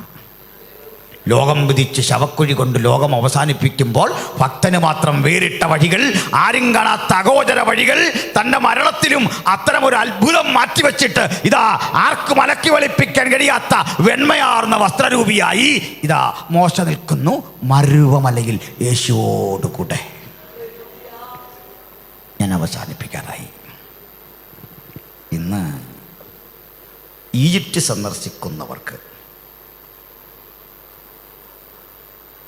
ഈ ഫറവോമാരുടെ മമ്മിഫൈ ചെയ്ത 5000 വർഷം പഴക്കമുള്ള ഭൗതിക ശരീരം കാണാം. അതിന് പാസൊക്കെ എടുക്കണം. അത് മാത്രം കാണാൻ $20 അടയ്ക്കണം. അപ്പോൾ നമ്മുടെ ആളുകൾക്ക് അതിനൊരു മനസ്സില്ലാത്തതുകൊണ്ട് $1 വകുപ്പുണ്ട്. നമ്മൾ ആ വഴി തിരഞ്ഞെടുക്കും. പക്ഷേ ഇവർ കണ്ടേച്ച് വരുന്ന കച്ചിയാണ്, ഒറിജിനലല്ല. കച്ചി പൊതിഞ്ഞവിടെ വെച്ചിട്ടുണ്ട്. അതാ $1 കാർഡ് കാണുന്നത്. അവന് മുതലാകണ്ട. അതുകൊണ്ട് ഇതാണ് വകുപ്പ്. യഥാർത്ഥ മമ്മിഫൈ ചെയ്ത ബോഡി കാണാൻ $20. ഒന്നും രണ്ടും അല്ല, 100 കണക്കിന്. പക്ഷെ ഒരു കാര്യമാണ്, ഇത് കാണാൻ അങ്ങോട്ട് ചെന്നിട്ട് നമ്മൾ ഒന്നേ നോക്കുള്ളൂ. കാരണം പല്ലുന്തി, കണ്ണുകൊഴിഞ്ഞ്, വികൃത രൂപികളായി തുണിയിൽ പൊതിഞ്ഞു വെച്ച ഫറവോമാരുടെ 100 കണക്കിന് ശവശരീരങ്ങൾ സ്വർണ്ണപേടകത്തിലൊക്കെയാണ്, അതൊക്കെ ഇപ്പോഴും ഉണ്ട്. അപ്പോൾ ഇത്രയും പറഞ്ഞ സ്ഥിതിക്ക് ആരെങ്കിലും വരുന്നേ, ഞാൻ അടുത്ത മാസം പോകുന്നുണ്ട് വീണ്ടും. ഇവിടെയൊക്കെ നമുക്ക് ക്ലാസ് ഉണ്ട്. ഞാൻ ആരെയും കൊണ്ടുപോകാൻ വേണ്ടി പറഞ്ഞല്ല, നിങ്ങളാരും വരാനും പറഞ്ഞല്ല. അത്ഭുതങ്ങളുടെ ഒരു ലോകം, വിസ്മയാവഹമായ ലോകം എന്ന് പറഞ്ഞ് അവസാനിപ്പിക്കട്ടെ. ഇത് കണ്ടാൽ നമ്മളൊന്ന് കണ്ടിട്ട് തലവലിക്കും. ചിലർക്കൊരു ബുദ്ധിമുട്ടാണ്, കണ്ടുപോയല്ലോ എന്നൊരു ചിന്തയാണ്. ഒരു വല്ലാത്ത പ്രകൃതം. സുന്ദരീ സുന്ദരന്മാരായി പണ്ട് കൊണ്ടടക്കിയ ഫറവോമാരിതാ കറുത്ത് കരിവാളിച്ച് കണ്ണുകളുടെ സ്ഥാനത്ത് 2 കുഴി, ഭീകരരൂപികളായി പല്ലിളിച്ച് കിടക്കുന്ന ഈ കിടപ്പ് കണ്ടാൽ നമുക്ക് മോശയോട് പറയാൻ പറ്റും, മോശേ, ഫറവോയുടെ പുത്രിയുടെ മകനായിരുന്നു നീയെങ്കിൽ ഈ ശവശരീരങ്ങളിലൊന്നായി നീ ഇവിടെ കിടന്നേനെ. നിന്നെ കണ്ടിട്ട് ഞങ്ങൾ $20 അടച്ച് കാണാൻ വന്നിട്ട് അറപ്പോടെ വെറുപ്പോടെ തുപ്പി ഞങ്ങൾ തിരിച്ചു പോകുമായിരുന്നു. പക്ഷേ ക്രിസ്തുവിൻ്റെ നിന്ന ധനമെന്നെണ്ണിയ നിന്നെ ഞങ്ങൾ കണ്ടത് 1000 സൂര്യചന്ദ്രന്മാരെക്കാൾ പ്രഭാപൂരിതനായി കർത്താവായ യേശുക്രിസ്തുവോടൊപ്പം മറുരൂപമലയിൽ തേജോരൂപിയായി നിൽക്കുന്ന നിന്റെ കാഴ്ച ഞങ്ങളെ ഒരു കാര്യം ബോധ്യപ്പെടുത്തി. അന്ന് നീ അനുഭവിച്ച ക്രിസ്തുവിൻ്റെ നിന്ദയുടെ ശ്രേഷ്ഠത ഇതാ അനവരതം തേജസ്സിൽ ഭാഗ്യമായി നിന്നിൽ തിരികെ അന്തർലീനമായി ഭവിക്കുന്ന ഒരു മനോഹര കാഴ്ച. ഇതറിഞ്ഞിട്ട് എബ്രാലേന കർത്താവ് പറയുക, പ്രതിഫലം നോക്കിയത് കൊണ്ട് ഫറവോടെ പുത്രിയുടെ മകൻ എന്ന് വിളിക്കപ്പെടുന്നത് നിരസിച്ചു. മിസ്രയീമിലെ നിക്ഷേപങ്ങൾ ശവകുടീരങ്ങൾ കൊണ്ട് പരിമിതപ്പെട്ട് അവിടം കൊണ്ട് തീരുന്ന സ്ഥിതിവിശേഷങ്ങൾ സംജാതമായപ്പോൾ തകർന്നടിയുന്ന തരിശു നിലങ്ങളിൽ ഈജിപ്തിൻ്റെ ഭരണകൂടങ്ങളും അവിടുത്തെ ചക്രവർത്തിമാരും അപ്രസക്തരായി മാറിയപ്പോൾ ഇതാ മോശ പ്രാപിച്ചെടുത്ത ദൈവകൃപ കാലത്തെ അതിജീവിച്ചു മുന്നേറുന്നു. ഇന്നിതുവഴിയൊക്കെ യാത്ര ചെയ്താൽ മറ്റൊരു കാഴ്ച കാണാം. ഒരു നിശ്ചിത ദൂരം നമ്മുടെ വണ്ടിയൊക്കെ ഇങ്ങനെ പോകുമ്പോൾ പെട്ടെന്ന് അവിടുത്തെ പോലീസ് വരും, കൈ കാണിച്ച് നിർത്തും. ഈ വണ്ടിയിൽ കയറിയിരിക്കും, ഗണ്ണുണ്ടവരുടെ കയ്യിൽ. എന്തിനാണെന്നറിയണ്ടേ? ഈ വരും വഴിക്ക് ഒരു തരം പ്രാകൃത അറബികൾ വണ്ടി തടഞ്ഞു നിർത്തും, പോക്കറ്റടിക്കും, മാരകായുധങ്ങളും കൊണ്ട് വണ്ടി വളയും. അത് രക്ഷിക്കാൻ ടൂറിസം വകുപ്പ് ഏർപ്പെടുത്തിയിട്ടുള്ള ഉദ്യോഗസ്ഥരാണ് ഗണ്ണുമായിട്ട് കയറുന്നത്. അത് പഠിച്ചു വന്ന ഒരു കാര്യം മനസ്സിലാകും, ആരായി കക്ഷികളെന്നറിയണ്ടേ? കഞ്ചാവ് കടത്ത്, മയക്കുമരുന്നുകളെല്ലാം കടത്തുന്ന അവിടുത്തെ ഒരു പറ്റം പ്രാകൃത അറബികളാണ്. കൂട്ടം കൂടി നിൽക്കുകയാണ്. ആദിവാസികളായി അവർ ജീവിതം നയിക്കുക, കുടിലുകൾ കെട്ടി മരുഭൂമി കഴിയുക, ഒട്ടകപ്പാല് കൂടി ചീന്തപ്പഴം കഴിച്ച് പ്രാകൃതരായി അവരിന്നും ജീവിക്കുകയാണ്. കൊള്ളയാണ് തൊഴിൽ. പഴയ ഫറവോയുടെ കൊച്ചുമക്കളാണ്. ചരിത്രം ഉന്മൂലനം ചെയ്ത് അവരെ ഈ രൂപത്തിൽ ഇവിടെ ആക്കിയപ്പോൾ അവൻ ഞെക്കിക്കൊന്നൊതുക്കാൻ ശ്രമിച്ച ജൂതൻ്റെ സംസ്കാരം ഉലകത്തെ അത്ഭുതപ്പെടുത്തിക്കൊണ്ട് ആൽബർട്ട് ഐൻസ്റ്റീൻമാരായി, ഐസക് ന്യൂട്ടന്മാരായി, സുശക്തന്മാരായ അനവധി ചിന്തകന്മാരായി, ശാസ്ത്രകാരന്മാരായി, ചരിത്രകാരന്മാരായി ഉലകത്തിൻ്റെ നിറയിൽ നിന്നുകൊണ്ട് ലോകത്തെ പാഠം പഠിപ്പിക്കുമ്പോൾ ദൈവത്തിൻ്റെ മക്കളോർക്ക് ഈ പുസ്തകത്തിൻ്റെ കരുത്തത്ര, അത് ചുമന്നവൻ്റെ കരുത്തത്ര, അത് വിശ്വസിച്ചവൻ്റെ ശക്തി എത്ര, ക്രിസ്തുയേശുവിൻ്റെ നിന്ന വലിയ ധനമെന്നെണ്ണിയാൽ ഇതാ കാത്തിരിക്കുന്നു നമ്മളെ കാത്ത് ചില ശുഭദിനങ്ങൾ, അത്ഭുതകരമായ ചില ജീവിതത്തിൻ്റെ മുന്നേറ്റങ്ങൾ. ഹല്ലേലൂയ. അവ ഇപ്പോൾ ചുമക്കുന്ന നിന്നയുടെ ശ്രേഷ്ഠത കാലം കഴിഞ്ഞ നമുക്ക് മനസ്സിലാകുന്നത്. Hallelujah, praise the Lord. അപ്പം നമുക്ക് പകലൊക്കെ നല്ല മഴയായിരുന്നു. മഴ ആവശ്യമാണ്, നല്ല പ്രതിസന്ധിയുടെ ഒരു കാലമാണല്ലോ. മഴ പെയ്യട്ടെ. അപ്പോൾ ഈ മഴ പെയ്യുമ്പോൾ ഓർക്കണം, മഴ പുതിയൊരു സംഭവമല്ല. വർഷങ്ങൾക്കപ്പുറത്ത് ഇവിടുന്ന് പോയ നീരാവി മുകളിൽ കനീഭവിച്ചുറഞ്ഞ് മേഘമായി കിടക്കുക. അതിങ്ങനെ പെയ്ത് നമുക്ക് മഴയായി ഭവിക്കുക. ഒന്നും പുതിയ മഴയല്ല, മഴ പുതുതാ, പക്ഷേ അതിൻ്റെ സ്രോതസ് പുതിയതല്ല. ഭക്തൻ്റെ പ്രാർത്ഥന ഇങ്ങനെ. ഇപ്പോൾ കിട്ടിയതൊന്നും ഇന്നലെ പ്രാർത്ഥിച്ചതല്ല, പണ്ട് പ്രാർത്ഥിച്ചതൊക്കെ മോളിൽ കിടക്കുക, പണ്ട് ഉപവസിച്ചതൊക്കെ മോളിൽ കിടക്കുക. അത് മഴയായിട്ടൊരു ദിവസം ഇനി കിട്ടും. നാളുകളിൽ അത് ലഭിക്കേണ്ടതിന് ഈ പ്രാർത്ഥനകളിൽ ഏകാഗ്രതയോടെ, ജാഗ്രതയോടെ, കൂടുതൽ കരുത്തോടെ പ്രാർത്ഥിക്കാൻ ദൈവമക്കൾക്ക് പുതിയ അനുഭവങ്ങൾ ഉണ്ടാകട്ടെ. അതുകൊണ്ട് പ്രാർത്ഥിച്ചതിൻ്റെ പേരിൽ, ആരാധിച്ചതിൻ്റെ പേരിൽ, ദൈവത്തിനായി ഇറങ്ങിത്തിരിച്ചതിൻ്റെ പേരിൽ ഒറ്റപ്പെട്ട, സങ്കടപ്പെട്ട, നീറിപ്പുകഞ്ഞ 100 അനുഭവങ്ങളുടെ നടുവിൽ ജയാളികളായി മുമ്പോട്ട് പോകാൻ യഹോവയുടെ നാമം ബലമുള്ള ഗോപുരം, നീതിമാൻ അതിലേക്ക് ഓടിച്ചെന്ന് കയറും. നമുക്ക് ആശ്വസിക്കാൻ, നമുക്ക് വിശ്വാസമർപ്പിക്കാൻ ഒരു സങ്കേത നഗരമായി ഇന്നും യേശു കർത്താവ് ജീവിക്കുന്നെങ്കിൽ ആ കർത്താവിനെ വിശ്വസിച്ചിറങ്ങിയ തലമുറയ്ക്ക് കാലമെത്ര കഴിഞ്ഞാലും അവരെ കാത്തിരിക്കുന്നു ജീവന്റെ ഇത്തരം തുടിപ്പുകൾ, ഇത്തരം പ്രസരണങ്ങൾ. അത് നിത്യതയിലും അവരെ അഭിമുഖീകരിച്ചു കൊണ്ടിരിക്കും. ഇന്ന് രാത്രി ഈ കേട്ട വചനം ഒരു കാര്യം ഓർമ്മപ്പെടുത്തുന്നു. മോശ എന്ന മനുഷ്യൻ ജീവിതത്തിൽ കടന്നുപോയ ദുരിതങ്ങൾ, അദ്ദേഹം താണ്ടിയ ജീവൽ പ്രശ്നങ്ങൾ, ഇതൊന്നും അർത്ഥമില്ലാത്തതല്ല. വിശ്വസിച്ചാട്ടെ, എൻ്റെ ചെറിയ ഞരക്കത്തിന് പോലും ഒരു പ്രതിഫലമുണ്ട്. എൻ്റെ നേരിയ ദുഃഖത്തിനും ഒരു പ്രതിഫലമുണ്ട്. എൻ്റെ ജാഗരണത്തിനൊരു പ്രതിഫലമുണ്ട്. ആരും അറിയാത്ത ആത്മസംഘർഷങ്ങൾക്ക് ഒരു പ്രതിഫലമുണ്ട്. വേദനിക്കുന്ന ഹൃദയത്തിന്റെ ആഴം തിരിച്ചറിയാൻ ഉലകത്തിലാർക്കും കഴിയില്ലെങ്കിലും ഇതാ നെബോയുടെ ഇക്കരെ വെച്ച് ഞാൻ നീ കൽപ്പിച്ചതൊക്കെ അംഗീകരിച്ച് ഇവിടെ വെച്ച് ഉലകം വിട്ടു പോകാൻ സമർപ്പിതനായി തയ്യാറെടുത്തപ്പോൾ ലോകം ഒരു ഭോഷനെന്ന് കണ്ട് എന്നെ ഇവിടെ ഉപേക്ഷിച്ചു പോയെങ്കിലും കൈവിടാത്തവൻ നീയാ. ഉലകത്തിൽ ആര് കൈവിട്ടാലും കൈവിടാത്ത ആ മഹാസ്നേഹത്തിന്റെ മൂർത്തിമത് ഭാവമല്ലേ ഞാനും നീയും സ്നേഹിക്കുന്ന, നമ്മെ സ്നേഹിക്കുന്ന ആ നല്ലവനായ യേശു. നമുക്ക് പറയാം, യേശുവേ, നിന്റെ സ്നേഹമാണ് എൻ്റെ ജീവിതത്തിൻ്റെ ആധാരം, നിന്റെ നിന്നയാണ് എൻ്റെ ജീവിതത്തിൻ്റെ ശക്തി. ആ മഹാശക്തിക്ക് മുമ്പിൽ എല്ലാ കണ്ണുകളും അടച്ചാട്ടെ, ഹൃദയങ്ങളെ ഏകാഗ്രമാക്കട്ടെ, തമ്പുരാനോട് പ്രാർത്ഥിച്ചട്ടെ.